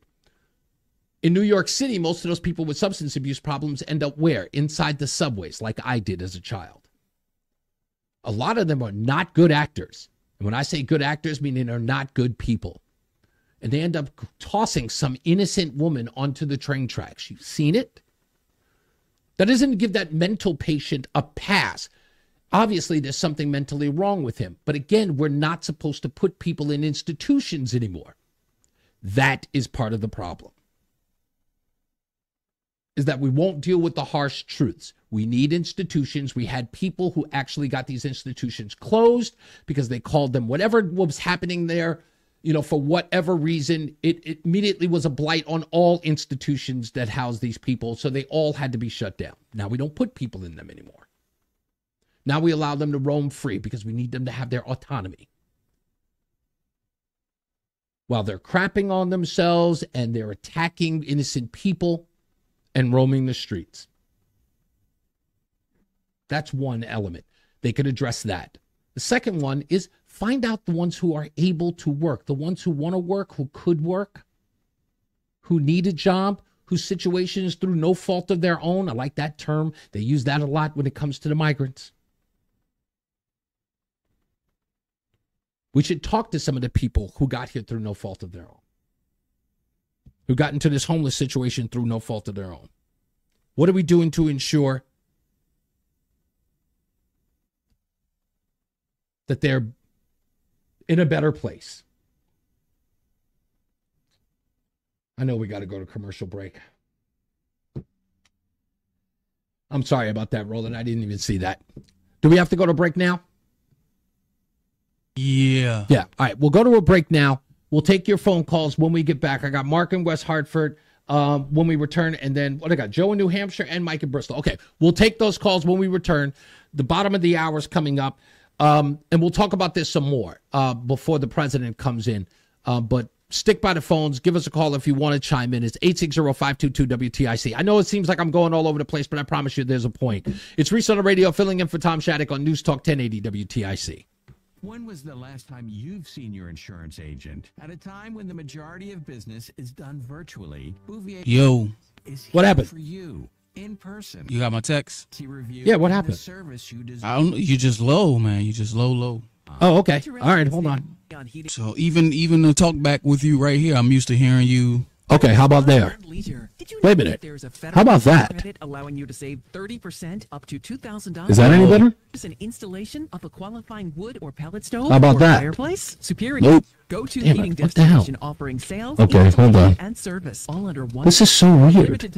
I've never known it to be this low. For 18 months. I literally was just on the air earlier. How about now? That's the picture I sent you is from the hour before. Damn. Just to show you that you were low. Okay. How about right here? It's a little bit better. Well, how much higher can I possibly Hold on. Manchester High School. Okay, that's not helping at all, right? 364. Nope. Okay. And that's not helping. Patients in need of blood, plasma, and platelets. It's not too early to sign up. For more information. Here, let me do this. Let me see if this works. Give me a second here. Manchester Road TalkRace.com. There's a lot happening in Washington and in your local neighborhood. Follow WTIC News Talk 1080 on the Odyssey app to keep up with the latest. Are you ready to smell better naked? I'm Dr. Shannon Klingman, the OBGYN creator of Lumi. All right, how about this right here? That's clinically proven to control odor for 72 hours on pitch. That sounds a little bit better. Beyond. Okay. You won't know until you get on air, but I kind of judge it from how loud you sound coming into Proven to work better the queue. with soap alone. Okay. Whether you shower. Let me do this. Lumi works How about better. that there? And did we mention it's aluminum free? With over 200,000 five-star reviews, I'm so sure you're going to love it, or you can return it for free. There's a special offer for listeners. Use code 500 and get an extra $5 off a Lumi starter pack. The Till 3. stick, cream, Say that again? free product You're going till 3 today, right? with code. Yeah, but we're probably going to be preempted by the president. Oh, yeah, that's right. I forgot about that. All right. Whenever that happens. Yeah, exactly. Well, 115 they claim. How are we doing now? Is that better? Yeah, that's better. Okay. Code 500. And now, a WTIC news update. 12:30, Hartford temperature 69 degrees. I'm Morgan Cunningham, WTIC 1080 News. President Biden is providing an update and a media question and answer period on the situation in Israel around 1:15 this afternoon. We'll carry his remarks live on WTIC. This, as sources tell CBS News, Israel is pausing its planned ground invasion into Gaza, at least until the weekend.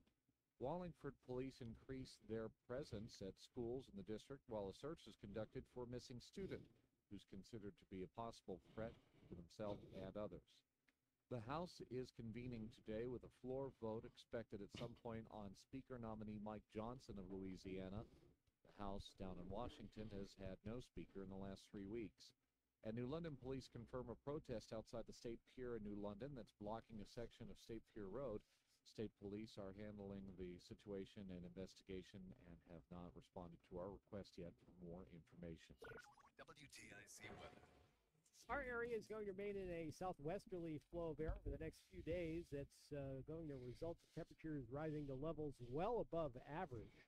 The normal high for today's state is 60, and we'll be around 70 this afternoon, depending on the amount of sun that we get through the clouds today. Southwest wind at about 10 miles an hour. Partly to mostly cloudy tonight, lows to 55, fairly mild by late October standards. A mix of sun and clouds Thursday, highs in the low to mid 70s. Partly cloudy Thursday night, low to mid 50s, and partly to mostly sunny Friday, highs in the 70s. Saturday looks mostly sunny, 75 to 80 degrees. The record high is 81. Does turn cooler on Sunday.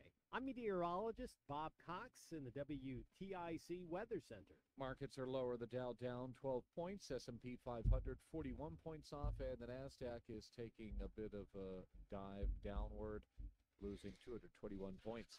For these stories and more, go to WTIC.com. I'm Morgan Cunningham, WTIC 1080 News. Exergen thermometers are a top choice of medical professionals at highly ranked hospitals across the U.S. Accuracy matters, so make Exergen the chosen thermometer for your home and family. Available at Walgreens and other participating retailers. Learn more at Exergen.com. From local town councils to Capitol Hill, agents who are realtors are standing up for what's right. We're here protecting property rights. Here advocating for the issues that affect our neighborhoods. Here championing fair and equitable housing for all. Because we are realtors, bound by a code of ethics, driven to serve our communities. We're here for it all. Here for you. Realtors are members of the National Association of Realtors. That's who we are. A psoriasis flare-up can make a walk in the park, well, no walk in the park. It's that obvious, huh? I've tried so many lotions and creams, but I still have symptoms. So those don't do enough to treat the inflammation beneath the skin, leaving you with those uncontrolled symptoms. Makes sense, but what else can I do? You can get real with your dermatologist so they can help you get clear. Make an appointment and, oh, you're already on it. Hi, yes, I'd like to make an appointment. Get real clear about psoriasis at letsgetrealclear.com. Sponsored by AbbVie.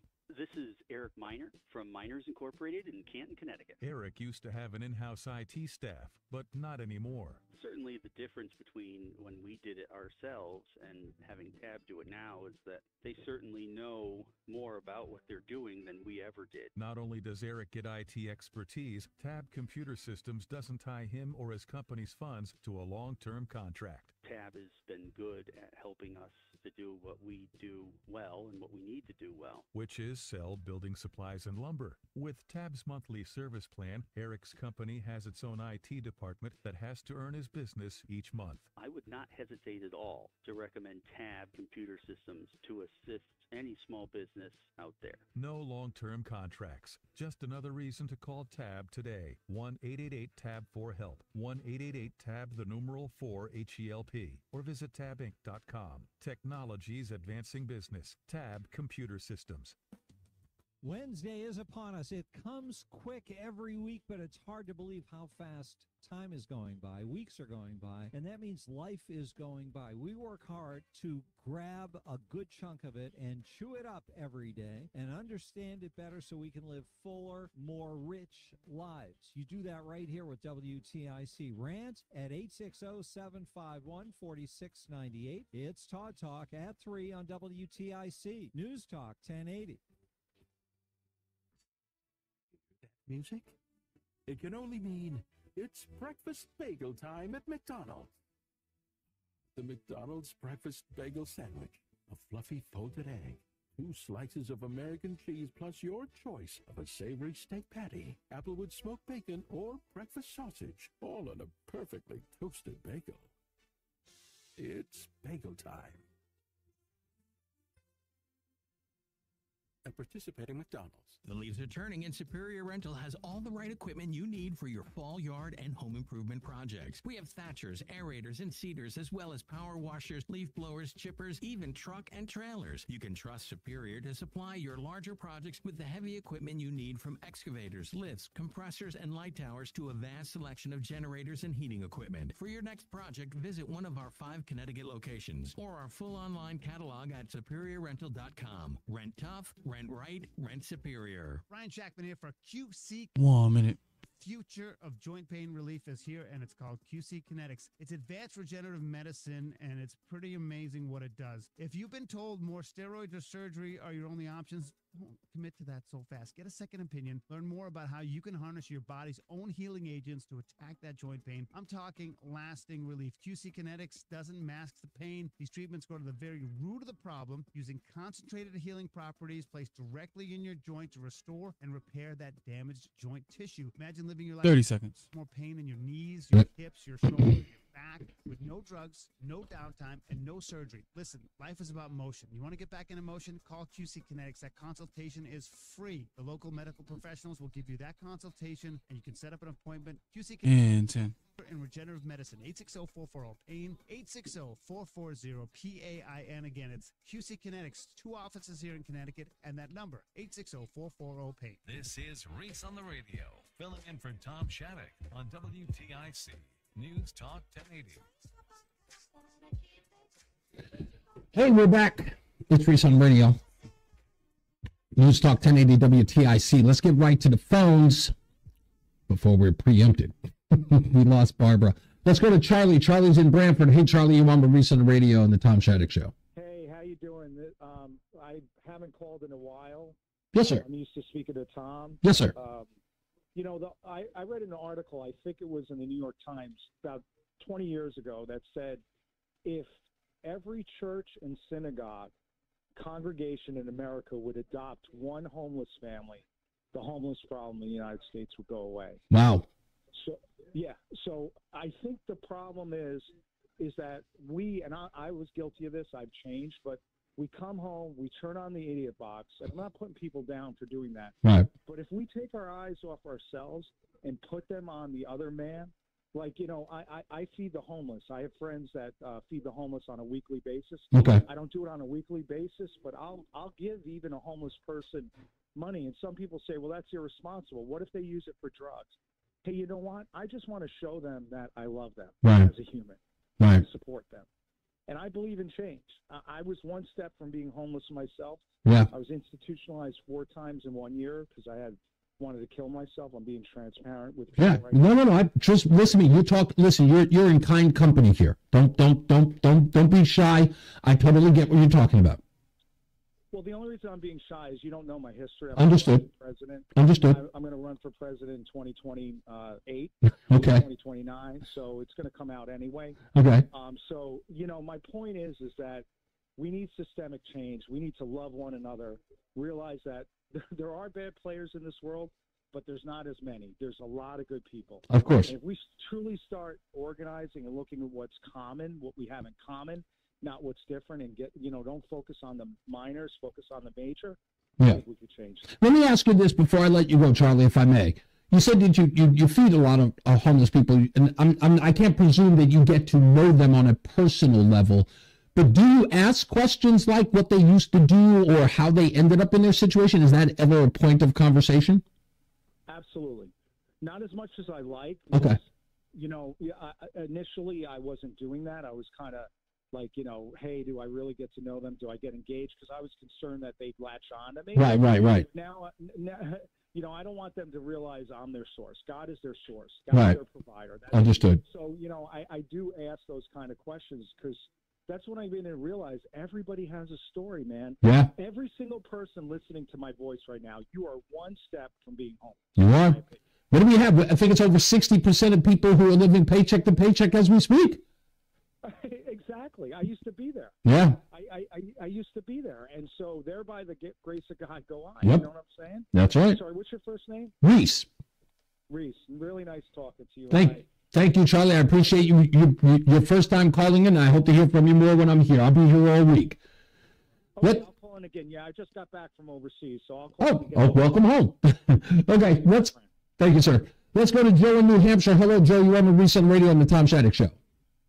Hello, Reverend Reese. How you doing today? Thank you, Joe. Thank you, sir. Still haven't added that. No, because I don't want to. There's too much hubris in that. There's too much arrogance in that. Thank you, though. I love it when you call me that. There's never too much money, though. You'll get all kinds of donations, government grants, and you get your megaphone and get out. Hey, listen, you know what? Full disclosure, my wife, if she heard you say that, she'd be all on board. Beautiful. What do you got for me, Joe? There's a couple of things I'd like to get by you. Number one, the president's supposed to speak at 1:15, and you're thinking, your show might be preempted.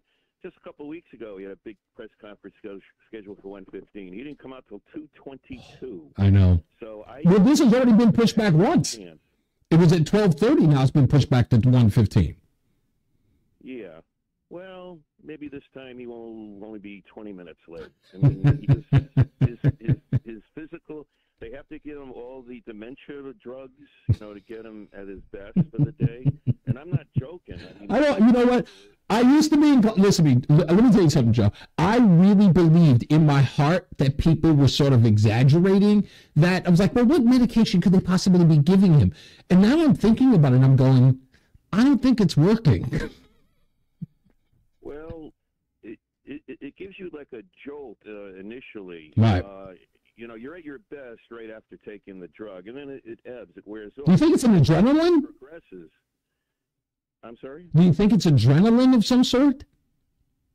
There's something in the drug with the brain that's not functioning properly. The brain is dying slowly. That's what it is. It's dying slowly. I'm not a doctor, but, talking in layman's terms, it's a gradual degeneration. If you even hear him on a tape, say, the election night or when you got inaugurated, he was failing then. I could recognize it then, but he was much sharper when you hear him just 2 years ago. Isn't that amazing? In 2019, he sounds nothing like the person he is today.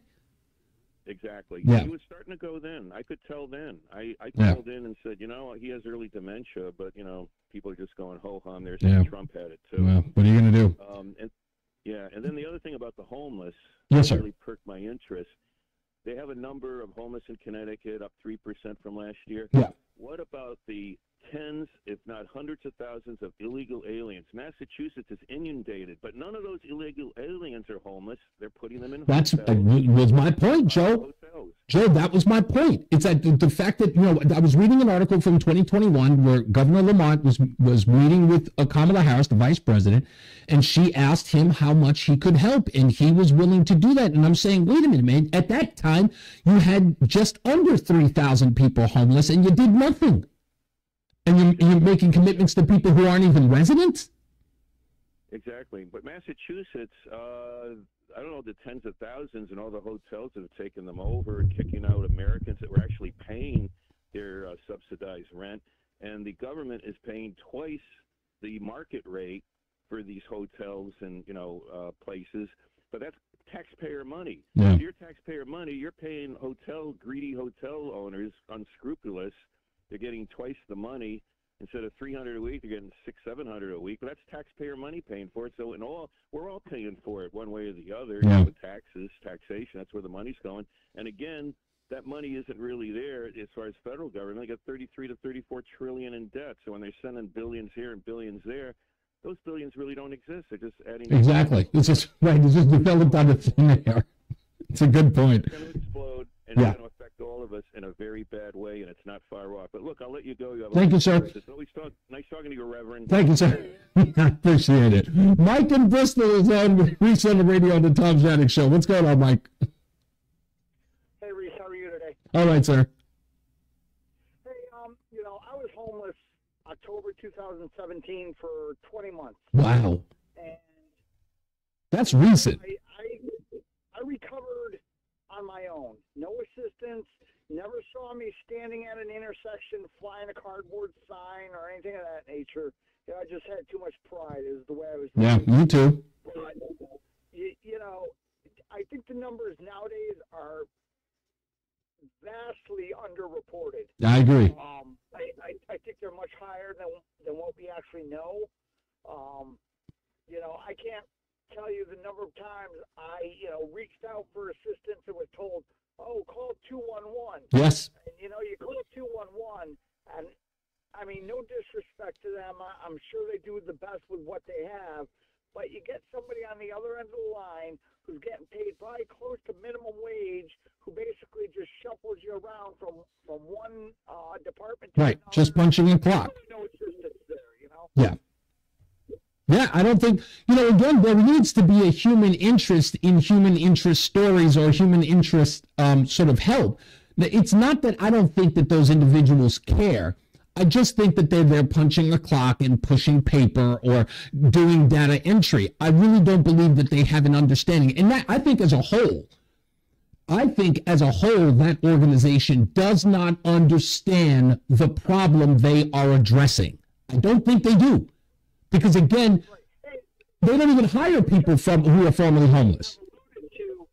I'm sorry, I don't mean to speak. No, you're good. Callers have alluded to the stereotype that comes with homelessness, Right. whether it be alcoholism Yep. or drug use. Neither one which I had any experience with. I Right. just ended up in a situation that was outside my control, and ended up living in my car. Thankfully, I had a car to live in. I don't know how people stay under a bridge or by a fire barrel, whatever, for any length of time. I know. Because it's almost impossible to get into a shelter.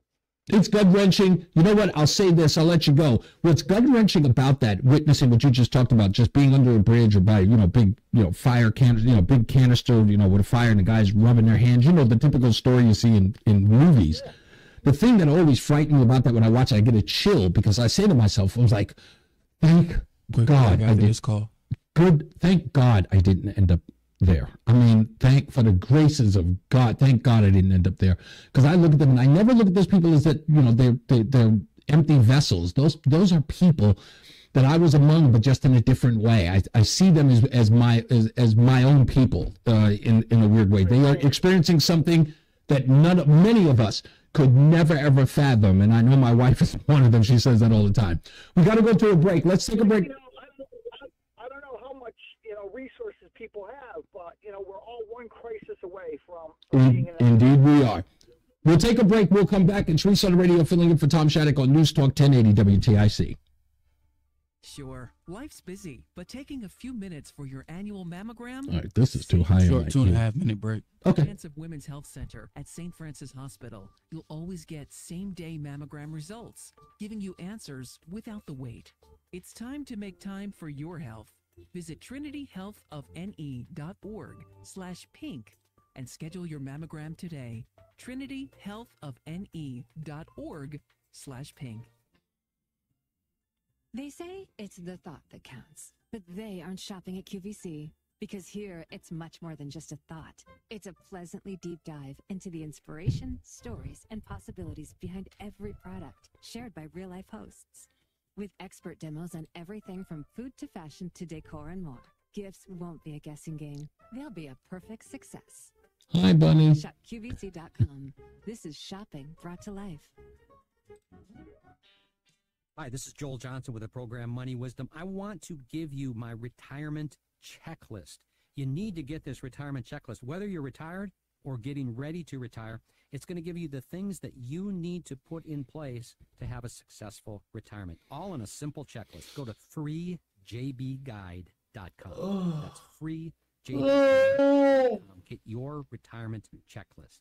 Investment advisory services offered through JB Capital, LLC, a registered investment advisor. Brian Checkman here. 1 minute. Look, I can't believe it. Basketball's here. Vocal is much better now. Into the NBA. Yeah, I'm on a different microphone entirely. On a different. I'm trying to figure out how the hell that happened. And bonus bets guaranteed. Plus, all customers can get 3 months of NBA League Pass courtesy of FanDuel when they place a $5 bet on the NBA. It's a win-win. Best of all, you get paid your winnings instantly. So don't miss the chance for $200 in bonus bets plus 3 months of NBA League Pass. Go to FanDuel.com/Brian1080 and tip off the NBA season right. FanDuel. 30 seconds. Partner of the NBA. In Connecticut, you got to be 21 and present in the state. New customer offer. First online real money wager only. Refund issued is non-withdrawable bonus bets that expire in 7 days. All customer offer. $5 NBA wager required. Limit 1 pass per customer across both offers. Restrictions apply. Void where prohibited. See full terms for both offers at FanDuel.com. And 10. If you or someone you know has a gambling problem and wants help, it's 1-888-789-7777 or go online to ccpg.org/chat. NBA League Pass. Local blackout restrictions apply. This is Reese on the Radio. Filling in for Tom Shattuck on WTIC. I'm a huge boot camp Click fan. I love boot camp. Hey, it's Reese on the Radio. Filling in for Tom Shattuck. And congratulations to him again. I got to make sure I keep saying that. Congratulations to them. Bouncing Baby Boy. I hope they go with Peter Pan. That was my suggestion. Anyway, all right. We are up to, we just did Mike in Bristol. Let's go to Mark in West Hartford. No Mark. Nope, we lost Mark. Okay, then moving on. Bill. We're going to Bill in Suffield. Hello, Bill. You're on the Reese on Radio on the Tom Shattuck program. What's up, sir? How you doing, Reese? I'm surprised I was on. I guess I must be identified by my phone number. But I want to talk about the homeless situation because yes, please. Of just how diverse it is. Now, just my past, I'm a recovering addict and alcoholic. Okay. I spent about 5 years ministering to homeless people on the streets for the church, and after that, I spent the last decade as an EMT, where we're the primary caregivers. We would get called to specific tent cities, like a tent city in Manchester behind Wendy's, or the tent city that would be over by the train tracks, or a tent city at the abandoned Kmart. And it was communities, like 8, 9 setups, people living together, people separate, little villages. And it's too diverse to nail with most of the things we talk about, because sometimes there's a mental illness, sometimes mixed mental illness and addiction. And we had guys, we would see them today and say, listen, get your behind to a shelter today, because eventually they'd be found passed out. We'd have to bring them to the hospital. There's people who don't go to shelters because they get robbed. There's people who don't go to shelters because they can't show up high. You have people who want some help, but the system is gummed up. And, you guys have said something that's really interesting and really powerful, how many people are one paycheck away from homelessness. Let's put a little bit of a spin on that, if you will, and it's one step away from having to depend on the government for everything. Welfare and socialism. It's designed by the people who could fix it. You're right. The bureaucracies are getting not just the money they make when they go to do their jobs, but it's the breakdown of America. And the more people who are on the edge of losing a job and being homeless, the more people who are going to need health care that they don't pay for, the more people that are going to need food, sustenance, housing. And I don't think there's a real effort to really solve it. Let me ask you this, Bill, because you apparently you're on the front lines here. You've done the work, and you've dealt with people in there, and you've been one. So if you had to say, right, if you were to say to the bureaucrats, as it were, right, you know what it is they're doing wrong, what would you say, in fact? Enlighten the rest of us. What do you think that they're doing? What's the most egregious thing that they're doing in trying to solve this that isn't working, that you know isn't working? And they can either stop doing or change directions. If you could think of one off the rip. Right off the rip, it's the people who are employed and doing the work aren't the ones that are causing the problem by and large. Okay. It is people who have thought, how do we tear down the society that has been built up? I, for one, believe this all goes back to something that it's not Tim had. It's called the Cold War. And it was an idea of getting people to follow a way of life that was going to bring them from capitalism into communism. And people through colleges started teaching about, the ideas that the left wing is trying to fill us with. And so the people who are running our states, the Democrats who are pushing our country towards socialism, which is just another name for communism, it wasn't the people's, when you looked at the USSR, there was no C in that. It was the Soviet socialist. That's right.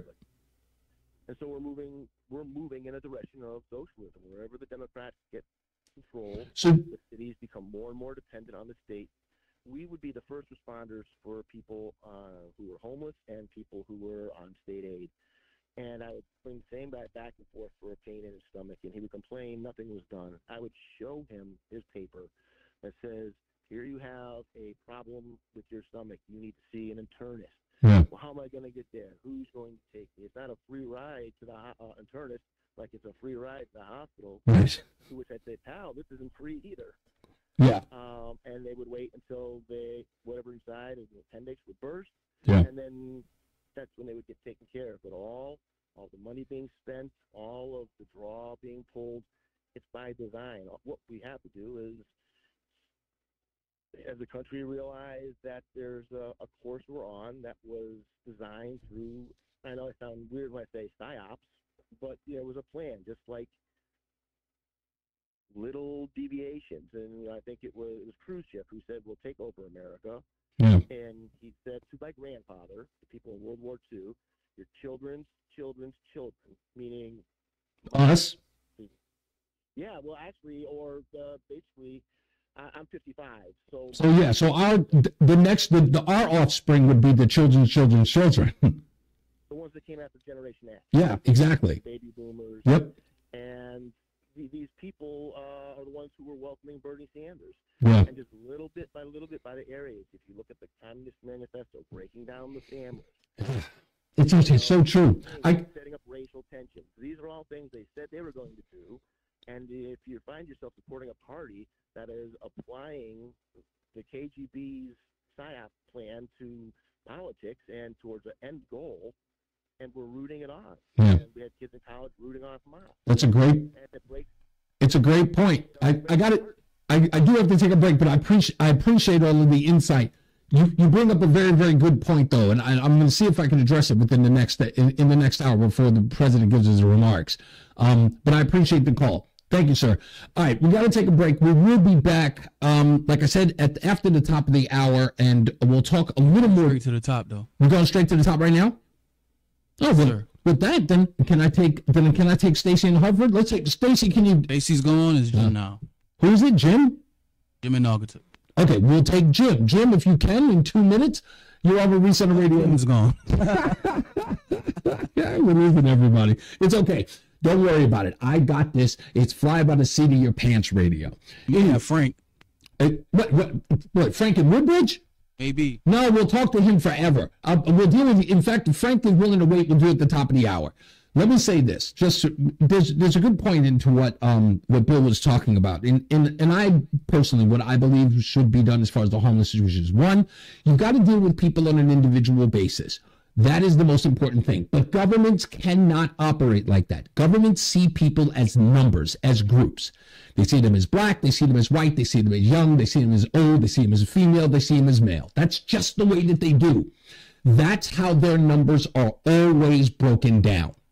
That's how government operates. They believe that government can operate like that. But by not seeing you as an individual, they believe that in some way gets everyone in sort of one broad stroke. That has never worked. That's the reason why government is always the problem. Now, I have to give big ups, and it's going to sound like I'm being a little pandering, but unfortunately I must. Karen Thomas at the Friendly Hands Food Bank has the right idea. And to be honest with you, in order to solve the homeless problem, something like what Karen Thomas and plenty of other organizations like food banks are doing is a way to address the homeless situation. They have to be dealt with in an individual way. Donations have to be given to provide those people with the most essential needs. It's not just about food. If there are people who can provide certain individuals with housing, if there are people who can provide people with jobs so they can ensure that they can pay for their own housing, those things have to be done. So I would take a Karen Thomas at the Friendly Hand Food Bank model where she actually gets the information of the people she serves. Right? The people don't just come in and just grab stuff. She gets the information of these individuals who are in need so they can keep a track of what's going on. They know when their need goes up. They know, in essence, there's an inventory, so to speak. And what people need is what they provide. Hey, we need more peanut butter. You remember I've had her here talking about when they were desperate for peanut butter. They had plenty of jelly, but not enough peanut butter.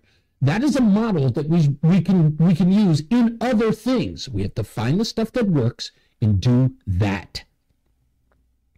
And look, I'll say this. If you're out there and you're, an independent charitable organization and you want to deal with that, call Karen Thomas at the Friendly Hands Food Bank. See if you can enlist some of her ideas.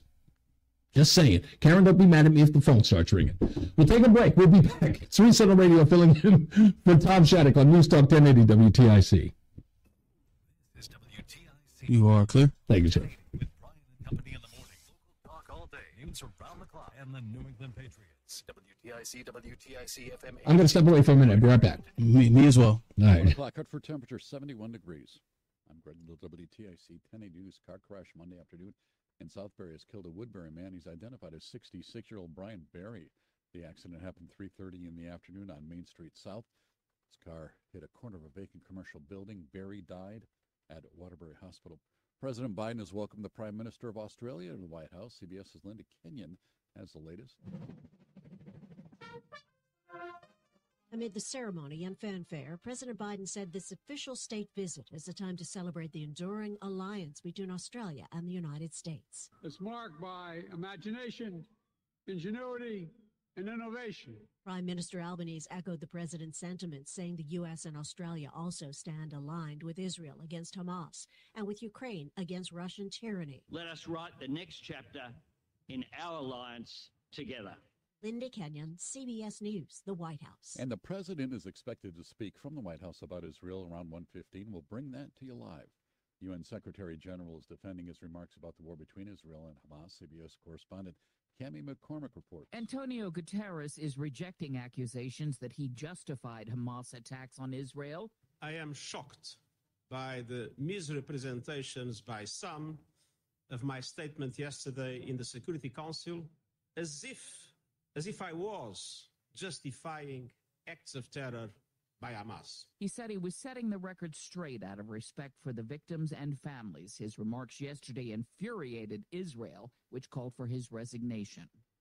State Department of Transportation has adopted a policy to make streets safer for pedestrians, riders, and those who use mass transit. That policy took effect September 1st.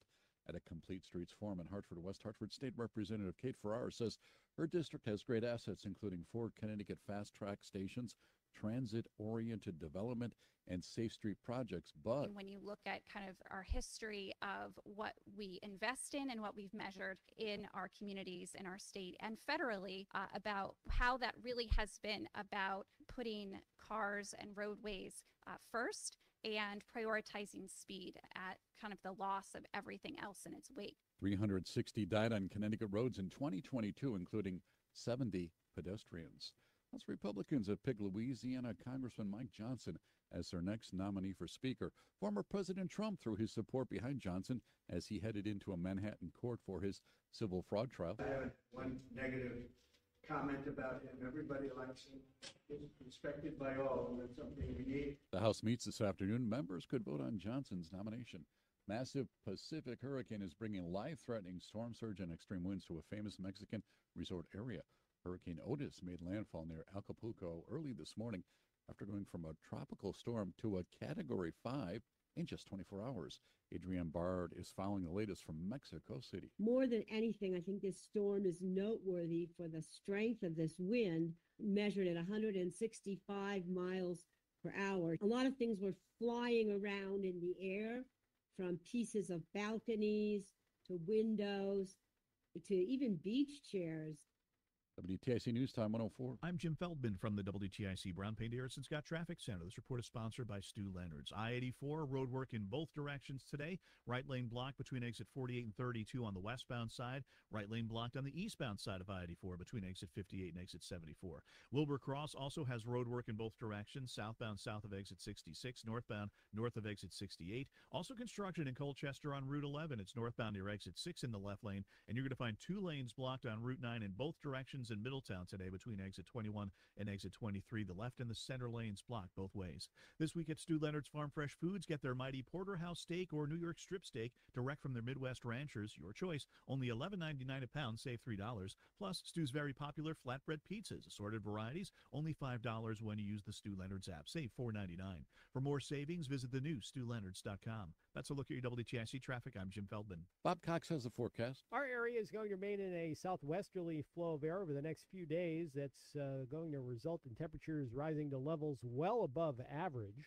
The normal high for today's state is 60, and we'll be around 70 this afternoon, depending on the amount of sun that we get through the clouds today. Southwest wind at about 10 miles an hour. Partly to mostly cloudy tonight, lows 50 to 55, fairly mild by late October standards. A mix of sun and clouds Thursday, highs in the low to mid 70s. Partly cloudy Thursday night, low to mid 50s, and partly to mostly sunny Friday, highs in the 70s. Saturday looks mostly sunny, 75 to 80 degrees. The record high is 81. It does turn cooler on Sunday. I'm meteorologist Bob Cox in the WTIC Weather Center. The Dow's down 68. S&P is down 55. NASDAQ down 281. 71 degrees in Hartford. I'm Greg Little, WTIC 1080 News. How's your mental health? I'm listening with Michael Phelps. You know, I think for me in 2014, when I found myself in that dark place where I didn't want to be alive in those 4 days when I was in my room by myself, I wanted to find a different way. I wanted to find a different answer. I was sick and tired of feeling how I felt. And that's why I started to seek help. And that's when I checked myself into a treatment center. Now more than ever, drug and alcohol use are on the rise. If you are suffering from an addiction, don't wait. Seek help now. Located in Westboro, Massachusetts, the New England Recovery Center offers inpatient detoxification and residential treatment services. Recovery is possible. Visit newenglandrecoverycenter.org for more information or call 877-MY-REHAB. Most insurance plans accepted and transportation is available. Please call 877-697-3422. Call 877-MY-REHAB today. Join us for Odyssey's I'm Listening mental health conversation on Sunday, September 25th at 10 a.m. The cooler weather is here, and contrary to what you might think, it's actually one of the best times to sell your house. Hi, I'm Sandy Terenzi from the Livian team at Keller Williams Legacy Partners. As we approach the end of the year, home sellers get to take advantage of even less competition with an already historically low inventory and more serious buyers. There is just no reason to wait. Call me today at 860-855-SOLD. That's 860-855-SOLD, and ask for me, Sandy Terenzi. Hi, Dave Berger from Modern Plumbing Supply. Today, everyone turns to the internet to search for things, but the number one thing you can never find online is great customer service. Well, your search is over with a visit to Modern Plumbing. Whether you're building or remodeling, you're going to have questions. So why not shop where you can get the knowledge you've been craving? Great pricing, great selections, and most importantly, great customer service. Modern Plumbing, showroom and parts counter on the Berlin Turnpike in Berlin. Great design with you in mind. Modern Plumbing Supply. Hey, it's Eric Erickson. I hope you'll tune in to listen to my show every weeknight at 6 right here on WTIC News Talk 1080. I'll break down the news of the day, everything from national politics down to the battle at the local school board. I'm not going to give you the party line, no predictable red meat. I'll give you the truth, the whole truth, nothing but the truth, and what's going on in this insane world. I hope you'll join me. The Eric Erickson Show, weeknights 6 till 9 right here on WTIC News Talk 1080 and on the free Odyssey app. Yep, I'm looking at the page. 1 minute. This translation company just lost its You got it. Spanish speakers. Without the right replacements, he'll be Works better. Yeah. We'll have those ready. That darn thing was booming through my Indeed can help him hire ears. people fast. I need Indeed. Indeed you do. With Indeed Instant Match, we immediately show you quality candidates whose resumes on Indeed meet your sponsored job description. Visit Indeed.com/credit and get $75 towards your first sponsored job. Terms and conditions apply. Hi.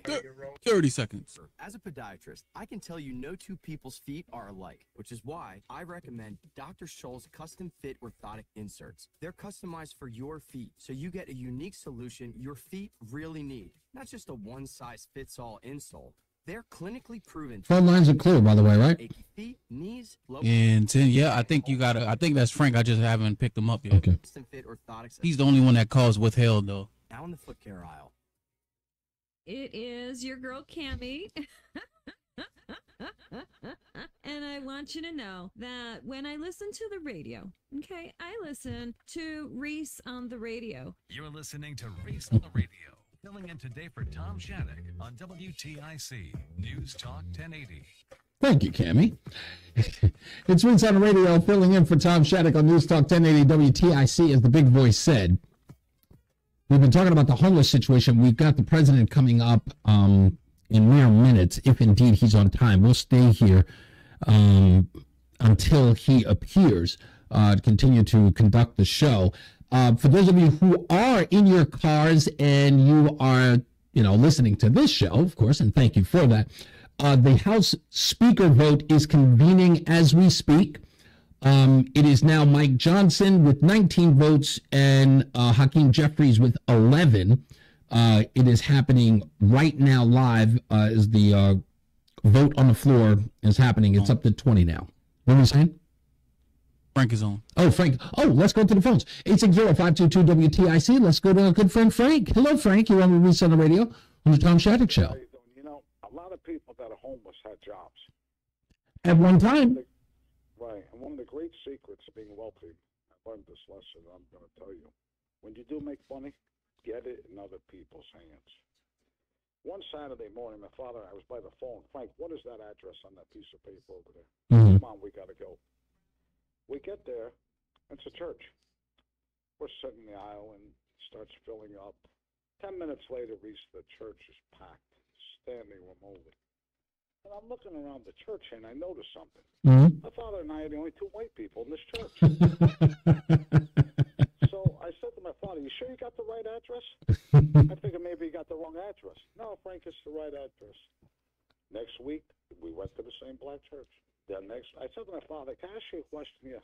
Why are we at this black church every Saturday?" It's business, Frank, and you know this for a fact. These black people, I want to get to know all of them. Why? Because, Frank, they're working and they can't borrow money. Yeah. That's why it was there. It's an interesting. It's funny because I just watched a hearing yesterday, Frank, and literally everything always ties into each other. So the IRS is finally admitting, right, that there's been, they're calling it a unjust audit of African Americans. I guess some survey had been done that suggested that more African Americans were being audited than their white counterparts by the IRS.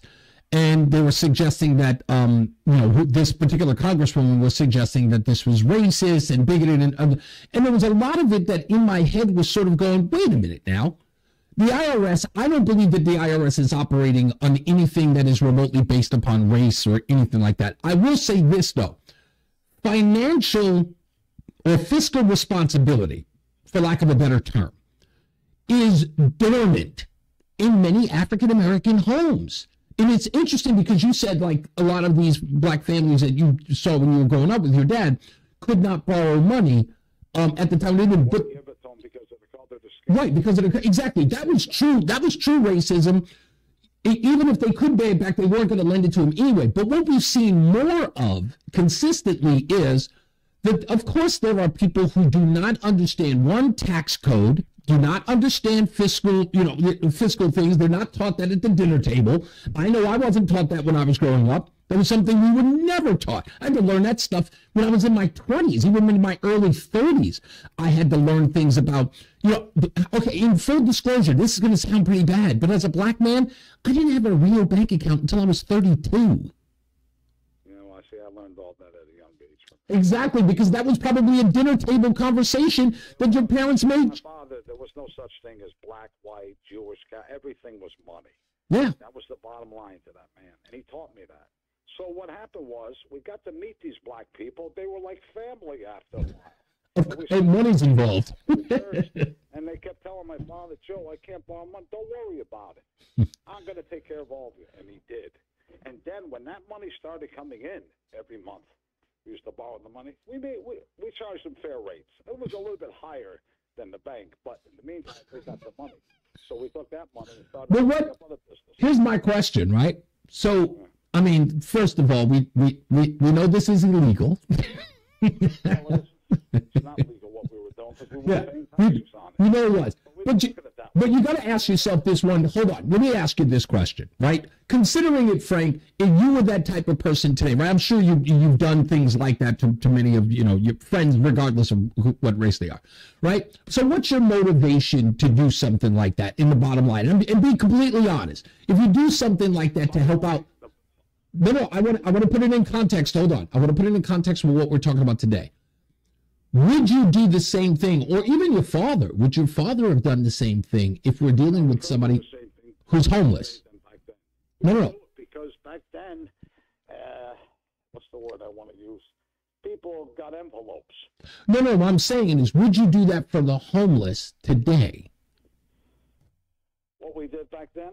Yeah. Probably not, no. Okay. And why? And can you explain why? Not that I don't know the answer. The reason why we came to America was the motivation was to make money. Right. Exactly. We didn't come here for. So that's we had freedom and liberty in Italy. Italy was not a communist country, but we had no money. But that's the interesting part about what I'm talking about here, right? Is again, there's nothing viable, at least to the American businessman, regardless of whether or not it's legal or illegal. There's nothing viable in our homeless, so they see them as nothing more than a drain. Well, we did feed the poor, though. No, I understand that. No, feeding the poor is another thing. But here's the point that I'm making about homeless people, and I think Patty was making that point earlier as well, is that what we need to do is, again, the viability, as it were, is we have to see them. Of course, we need to see them as human beings. But we also, as businessmen, and I do this a lot, I'll be going to the 7-Eleven or the Wawa, and when I get out and I see a guy outside, begging for money, I give him my business card and I ask him, do you want to work or can you work? And guess what? 8 times, maybe 7 times out of 10, they do give me a call. We did do that, though. We were in so many businesses, we were short of labor. Yeah, exactly. I'm short of it all the time, especially during the summer months, and I try my best to make sure that we do that. Unfortunately, though, a lot of these people we put to work were working illegally. Well, if they had a job, they got paid. A lot of them we were very big into liquor. Yeah. We were very big into running, gambling. But we weren't running it. The blacks were. We were behind the I know. It's so funny because there's a podcast that I'm a participant of in Sacramento that I call in all the time over the phone, and that is a huge conversation about the relationship between the bootleggers and the African American community. The Italians and blacks were very close back then. That's a let's just say that is a revisionist interpretation of their relationship. Right. I mean, they both had things going. They did, but they weren't particularly fond of one another. They did a lot of business with one another. In common. We were both poor. We wanted to make. That's true. We overlooked that. That's true. Nobody overlooks that anymore. Everybody looks in the mirror. Yeah. That doesn't pay bills. Thank you, Frank. As always, sir. Always a pleasure. Let's get to Mark in West Hartford, who I'm going to be talking to tomorrow about his great conversation with the school board. But tomorrow, I'm going to talk to him later on today as well. Thanks for calling, Mark. You're on Reese on the Radio. What's up, buddy? Brother, let's talk homelessness. But Frank is a confusing character because sometimes he comes across as him and benevolent. Colorblind. You're colorblind. But then at the same token, then they use blacks or talk about I don't get it. I mean, when you're colorblind, you shouldn't have blacks be in your communication. Talk to me. Are you colorblind? You guys, listen. You guys are so critical of Frank. You have no idea. I'm going to explain why Frank, to me, it's not to anyone else. Why Frank, to me, is one of the most entertaining calls I've ever taken in talk radio in 20 years. I'll explain that one day. Anyway, you had to call about the homeless thing. What's going on? Yeah. You know what? All I ever wish for is some truthfulness of what's going on. I just sent you going back to 2015. Yes, I saw that. Governor Malloy, and I was there that day at the Armory in Hartford. They had a big to-do. The media was there, and he was announcing that Connecticut was the first state in the country to end homelessness amongst veterans. I talked about this. Yes. And I'll never forget and I was working that day. I had to be very careful. I couldn't go up like I could today, but I was working, and I went up to a couple of reporters, but there was one, Doug Green. He was a shill for WVIT. And I told him, I said, did you hear that lie he just told? I said, go to the South Park Inn, which is literally 5 minutes up the road on Main Street. In the state of Connecticut at that time, paid every day to South Park Inn to set aside 5 beds for homeless veterans. Wow. So we have the governor telling everybody we're the first state in the country to end it, but yet and you know what he did? He laughed in my face and he walked the other way. Nobody would cover it. But you know where, unlike the illegals that I hear are in these hotels and motels, you know where they are in Hartford, and I can only speak about things I know. Right now, today's a beautiful day, so they're going to be across from South Park, but there's shelters all through there. They're going to be in the parks today. But on a cold day, on a rainy day, super hot day, you know where they hang out? The Hartford Public Library. Any of the other outlets, but most of the homeless are in the city, in the heart of the city. So when you go into the Hartford Public Library, what they do is they got to grab a book, and they could be sleeping at the table, but as long as a book's in front of them. But what I'm getting at is people just don't know. There are these nonprofits, I'm splitting my head because some of them are doing great work and they're doing the right thing, and then I'm split down the other half where they're getting that federal and state money. That's and right. They're doing the wrong things with it. They're drawing salaries. And solving no problems.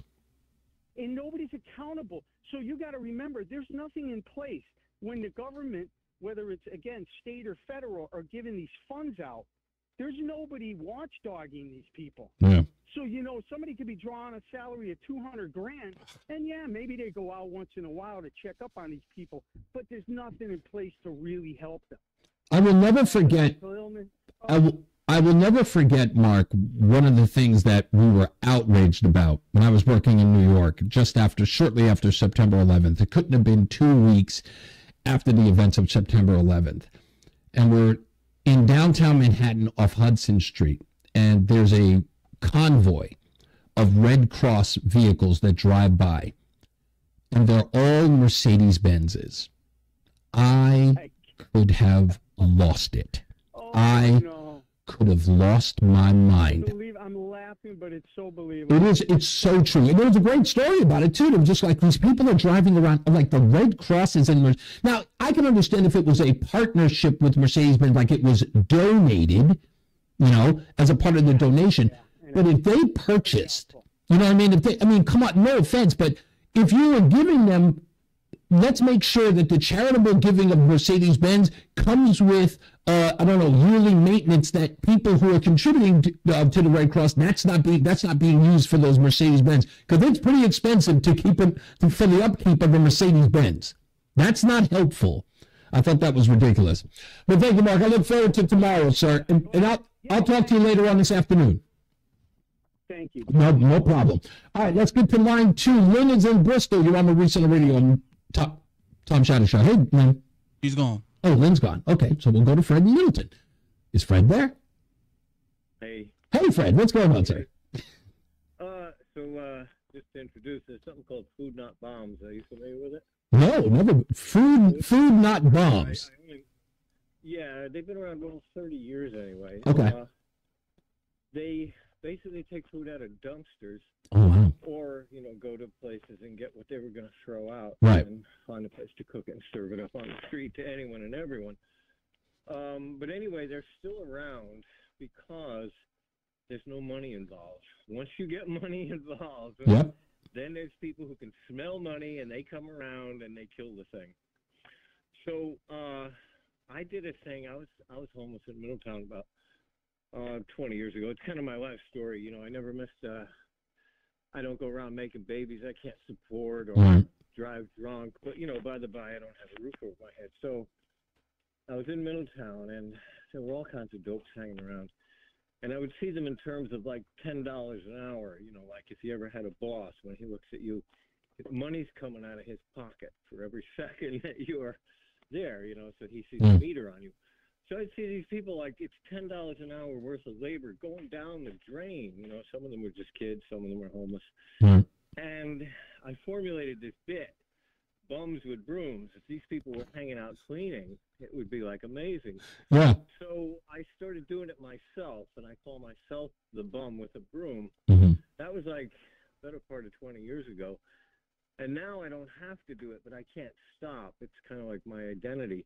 But just a tip, like if you're homeless, if you can get your hands on a broom, just post up and start sweeping instead of just standing there spitting on the sidewalk, People like the universe will respond, It's it's funny because it's sort of I think about those kids. Gosh, who were they?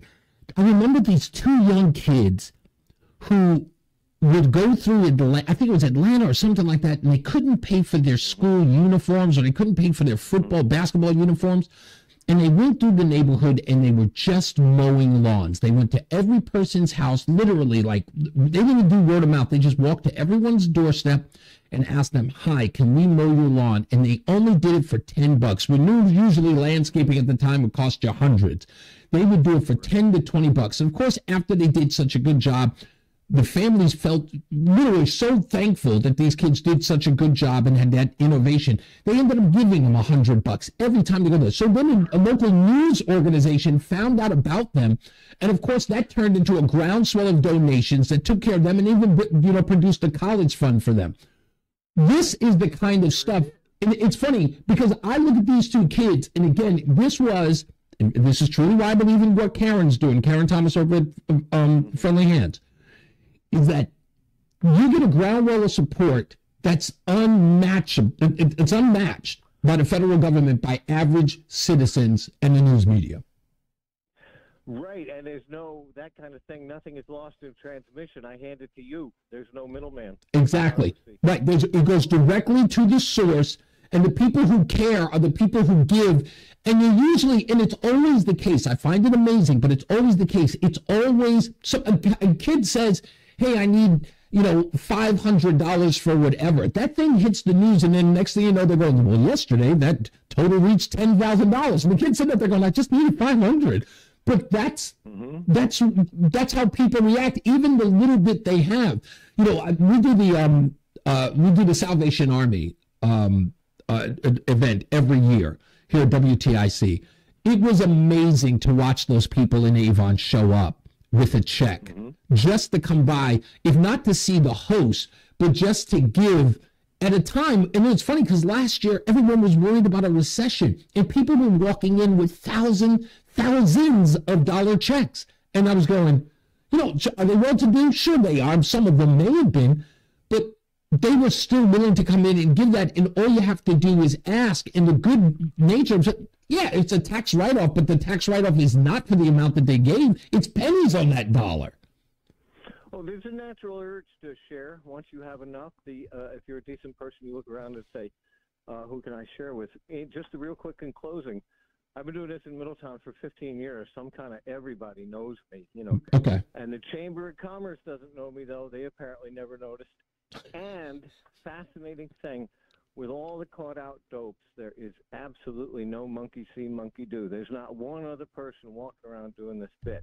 In other words, like, get a $20 bill out of a stranger without, sticking a gun in their ribs or performing fellatio on them. And by the by, I'm hanging out sweeping, and somebody walks up to me and hands me $20 and says, "Thanks." Cop stops, shakes my hand. Yeah, It's funny. But I've been doing it for 15 years and nobody else is imitating. So there is this thing, man, you know? Yeah. Well, God bless you, man. I appreciate you doing it, and thank you for taking the time to give me a call, man, and telling your story. I really appreciate I it. had to jump on the opportunity to give myself a plug. Thank you. Bye-bye. Food not bomb. Food not bombs. Is that it? Did I lose him already? I think I lost him. Okay. Anyway. All right. We got to take a break. We're going to the bottom of the hour? Yep. Okay. All right. I'm sure that the president will more than likely show up to speak. I'm looking now at the speaker vote. We are at 117 for 118 for Mike Johnson and 99 for Hakeem Jeffries. That joke. No other votes for anyone else. It just shot up to 120 for Mike Johnson. So that vote is coming as we go on, literally minute by minute or second by second for that matter. And it says that Joe Biden will be giving his first press conference any moment. I guess we're waiting on that now. If it happens after the commercial break, of course, we will jump to it in progress. But I will be standing by to come back to the show. So I'm here till 3. Is that today, Roland? Yep. We're here till 3. Okay. So I don't expect the president. He hasn't given long addresses when he's given press conferences because I know he's trying to avoid some questions. But it is important to find out exactly where we are with relation to the Israeli-Hamas conflict. So I'm expecting remarks there. So stand by. We'll see what happens after the break. But nonetheless, I'm sitting here. It's News Talk 1080 WTIC. I'm Reese on the radio, filling in for Tom Shattuck. We'll see you on the other side if we see you on the other side. Holla. And now, a WTIC news update. 1:30 Hartford, temperature 72 degrees. I'm Greg Little, WTIC 1080 News. Silver alert's been issued for a missing Wallingford high school student. The superintendent had issued a statement to staff and families saying the student has been missing since yesterday. No threats have been made by the student to the school, staff, or students, but the student is not allowed on school grounds. Extra police charges 58-year-old Stephen Schwartz charged with a count of child pornography. Police linked an IP address through a peer-to-peer application. Police say they seized his computer and multiple hard drives from Schwartz's Seneca Road home. Police say Schwartz formerly worked in the IT department with the city of New Britain. The UN Agency for Palestinian Refugees has warned that without immediate deliveries of fuel, it will soon have to sharply cut back relief operations across the Gaza Strip. The territory has been blockaded and hit by a devastating Israeli airstrike since Hamas militants launched an attack on Israel more than 2 weeks ago. Hospitals in Gaza are struggling to treat masses of wounded with dwindling resources. Health officials in the Hamas-ruled territory say the airstrikes killed more than 750 people between Tuesday and today. We are expecting an address by President Biden from the White House. When that happens, we'll bring it to you live. Right now, let's check the forecast. The temperatures will be comfortably mild out there this afternoon, getting up to around 70 or so in the Hartford area. A bit of an increase in clouds and a southwest wind at about 10 miles an hour. Partly to mostly cloudy tonight, lows 50 to 55, and a mix of sun and clouds Thursday, highs in the low to mid-70s. Partly cloudy Thursday night, lows in the low to mid-50s. And Friday and Saturday look really mild. Temperatures in the 70s with a partly to mostly sunny sky Friday and a lot of sunshine Saturday. Could get as high as 75 to 80 Saturday afternoon. I'm meteorologist Bob Cox in the WTIC Weather Center. The Dow is down 98. S&P is down 59. NASDAQ down 294. Hartford temperature 72 degrees. I'm Greg Little, WTIC 1080 News. Columbia Implant Center in Manchester wants to remind you that most dental benefits expire at the end of the year. So if you don't use them, you'll lose them. Don't let that happen. Columbia Implant Center in Manchester is open 7 days a week with late hours so you can be seen at your convenience. Whether it's a dental checkup or a dental emergency, call Columbia Implant Center in Manchester before your benefits expire. Treat yourself right. Call 860-730-6020 or visit ColumbiaImplantCenter.com. It's a win-win-win. Jason Alexander. I wanted to be William Shatner. Live, as long as you're asking. November 3rd at the Bushnell. When I first got the chance to audition for Seinfeld, I looked at those 4 pages and I said, well, they kind of sound like a Woody Allen movie. My George Costanza was blatantly Woody Allen. That's where the glasses came from. That's where the thick New York accent came from. Tickets on sale now at Bushnell.org. What a night! Proceeds to benefit the Hartford Healthcare Cancer Institute at Hartford Hospital. From local town councils to Capitol Hill, agents who are realtors are standing up for what's right. We're here protecting property rights. Here advocating for the issues that affect our neighborhoods. Here championing fair and equitable housing for all. Because we are realtors, bound by a code of ethics, driven to serve our communities. We're here for it all. Here for you. Realtors are members of the National Association of Realtors. That's who we are.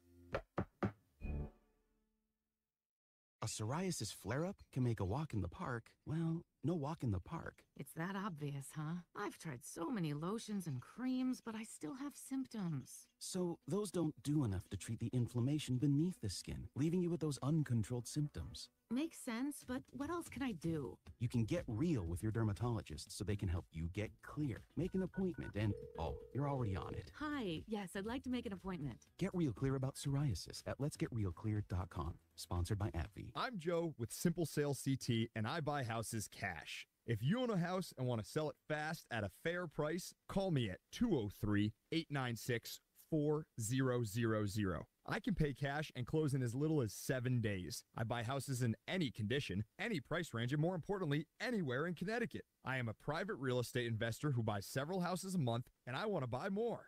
I buy inherited houses, divorce houses, behind in payment houses. I even buy my tenant won't pay me the rent houses. Do you own a house that is trash and needs thousands of dollars in repairs? Great, because I love buying junk houses. I buy vacant houses, abandoned houses, condemned houses, and even foreclosure houses. If you own a house and want to sell it fast, call me at 203-896-4000. That's 203-896-4000. 203-896-4000. That's 203-896-4000. Are you ready to smell better naked? I'm Dr. Shannon Klingman, the OBGYN creator of Lumi, the whole body deodorant that's clinically proven to control odor for 72 hours on pits, feet, privates, and beyond.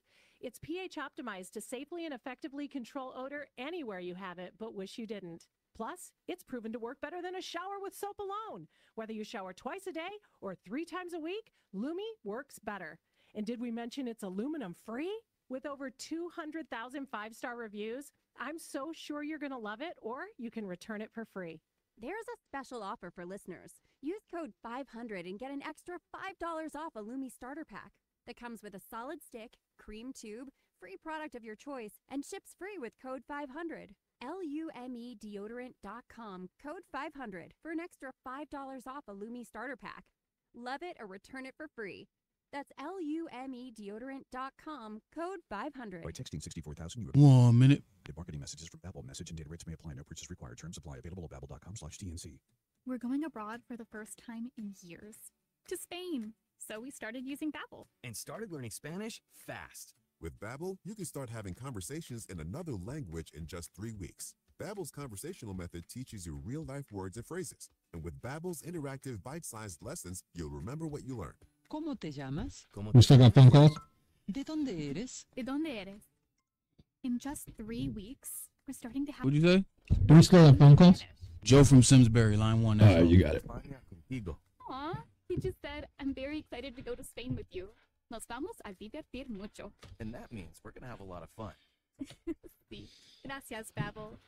Babbel, language. 10 seconds. And now try Babbel for free by texting WORLD to 64,000.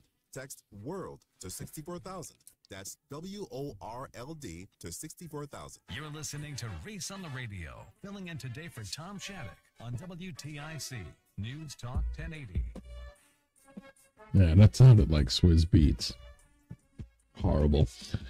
It's Reese on the Radio, filling in for Tom Shattuck on News Talk 1080 WTIC. The Speaker House vote is taking place. If you're just joining us and you're driving in your car and you don't know about it, Mike Johnson, our new candidate, is now 169 versus Hakeem Jeffries 147. each second that ticks by, that number goes up because of course, it's happening live. And of course, we're also waiting for the President of the United States to hold a presser with the Australian Prime Minister. Well, he'll be giving his first remarks Bristol's also back. Since coming back from Israel in the event that's happening there. We'll go to the phones now that I got everybody. All right, it's 860-522-WTIC, 860-522-9842. Let's go to Lynn in Bristol. Hello, Lynn. You're on Reese on the Radio. Hi, let me take you off. Okay, Lynn. You know, I kept hanging up the phone because you were going to commercial. You had, Mom. plus you had Frank on, so forget about it. Forget about it, Frank. Come on. What's going on, Lynn? Oh my God, what isn't going on? I have to tell you, people out there, you want to hear about homeless? This coming Friday, the 27th of this month. Let me turn my radio down so I'm confused enough. Homelessness. I have paid my rent in a house. I rent a house. Single family house, garage, basement, washer. I have my own washer, dryer, et cetera, things you collect. 10 years. Never, not once ever, have I ever missed a monthly rent. Okay, the man wants to sell the house. Okay, that's fine. I said, listen, all right, let me just, because I'm going to babble on and on. Here's what's happening now. No prior notice to me. Get out. Get out?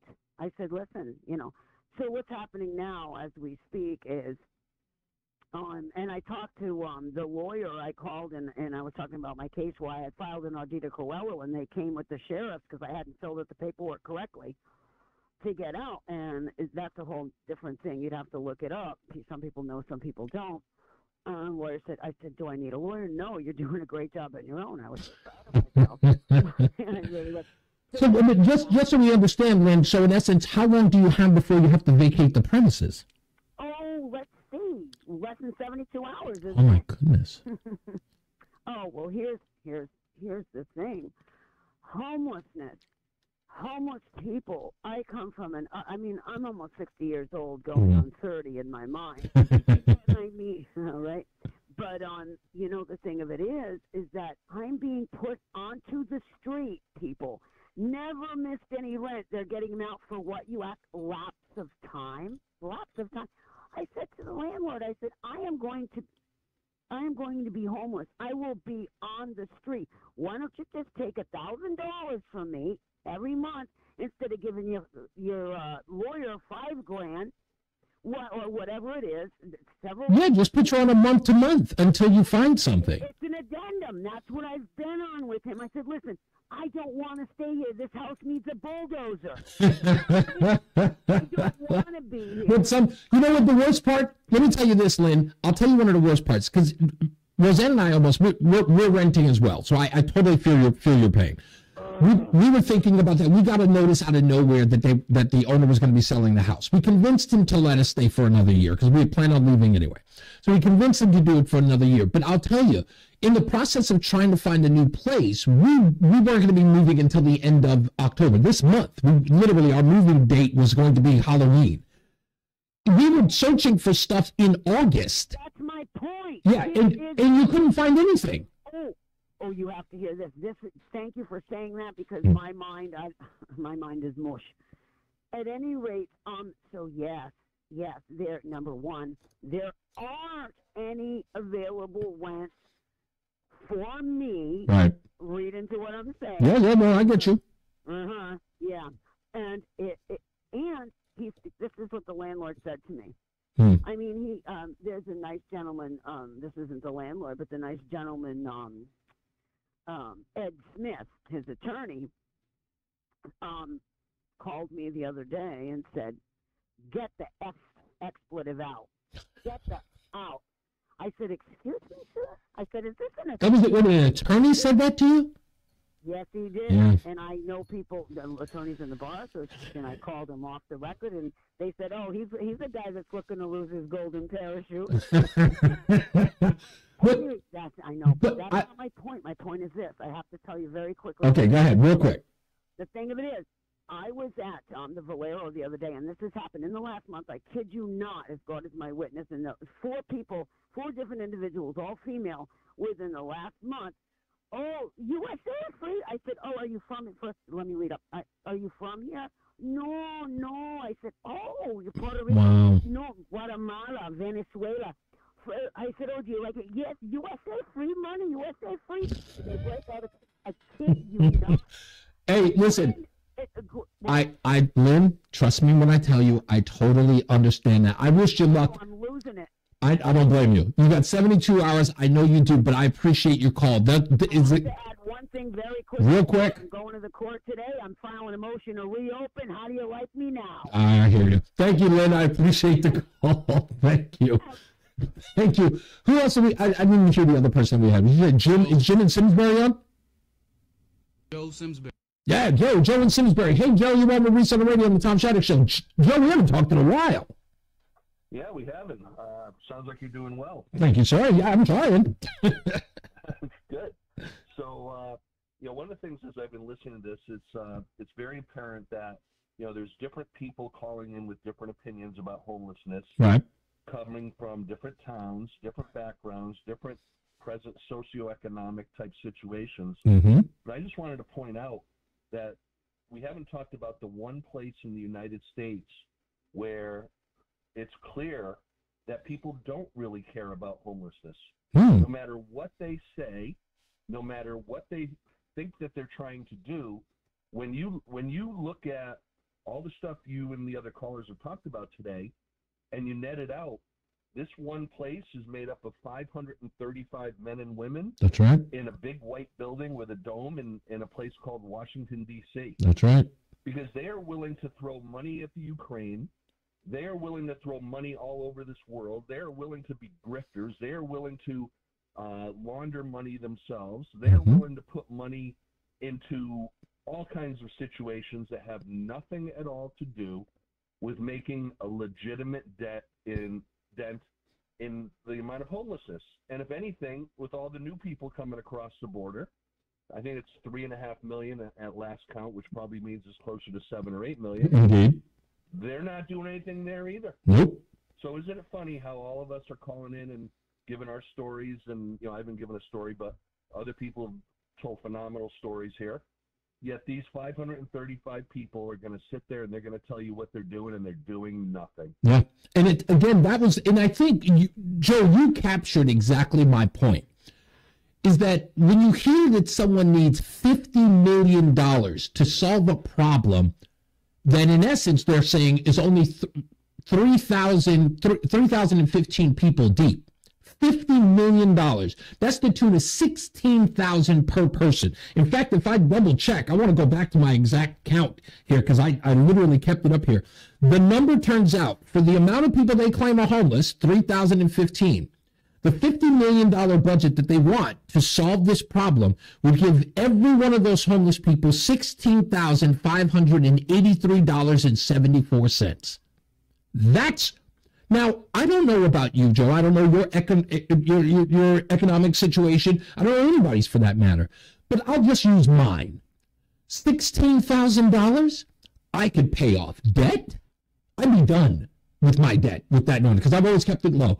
I can pay off my debt, and $6,000, my wife could probably get the down payment on the BMW that she wanted. Probably. But think about what that money, if we were really serious about it, what that $16,000 would do for a homeless family if it was allocated correctly. In essence, for housing, that's in that $16,000, that's a month's rent and security. Nobody pays that much. Even if the rent was $3,000 a month. Yeah, but I think it's far more important that we get to watch Zelensky's wife in New York City on basically on hidden camera, spending millions of dollars in jewelry stores in New York City while the Ukraine is basically on fire. Isn't that insane? Start off saying the people in D.C. They really don't care. They're creating the problem more than anything. And I want to make one real quick comment here. There was a caller. He was excellent. He talked about his background as an EMT and what he observed there. He mentioned something about the KGB and predicting the downfall of the United States. Yes. Some people may not be aware of it. There's a video out, and it's easily found on YouTube. If I knew the name of it, I would say it right now. But I believe it's in the 1970s. A former KGB agent, and in the 1970s, we didn't have that relationship with Russia where people went back and forth. So this was a big deal for this person to do this interview. And if you watch the interview today, because that's why you continue to see this video on YouTube, they outline exactly what the old Soviet Union was going to do to enable the United States to destroy itself. And the things we talk about all the time on this show and other shows are all of the things this guy said in the 1970s, and it all points at us creating our own destruction. Because we've got a society of people who are uninformed, and we've got a group of 535, both Congress and Senate, who are not, for the most part, trying to do their best to serve the needs of the people of the United States. Joe, you know what I find interesting about Got a boat. what you just? Oh, we gotta go. Okay, I'll explain it when we get back. We gotta get out of here. All right, thank you, Joe. I always appreciate the call. All right, we'll take a break. It's Reese on the Radio, filling in for news. Tom Shattuck on NewsTalk 1080 WTIC. They've already spoken today about the great cooperation between the two countries, but this will be a news conference and a chance for Mr. Biden to be questioned at length about the war in the Middle East. The president went to Israel last week in a show. We off to the president, sir. All right, I thought so. Okay, I'll watch the speech. Delay a planned ground invasion of Gaza to give time for any hostage talks and to let humanitarian efforts take shape. And he'll also be asked after the two leaders speak, we're sure, about the new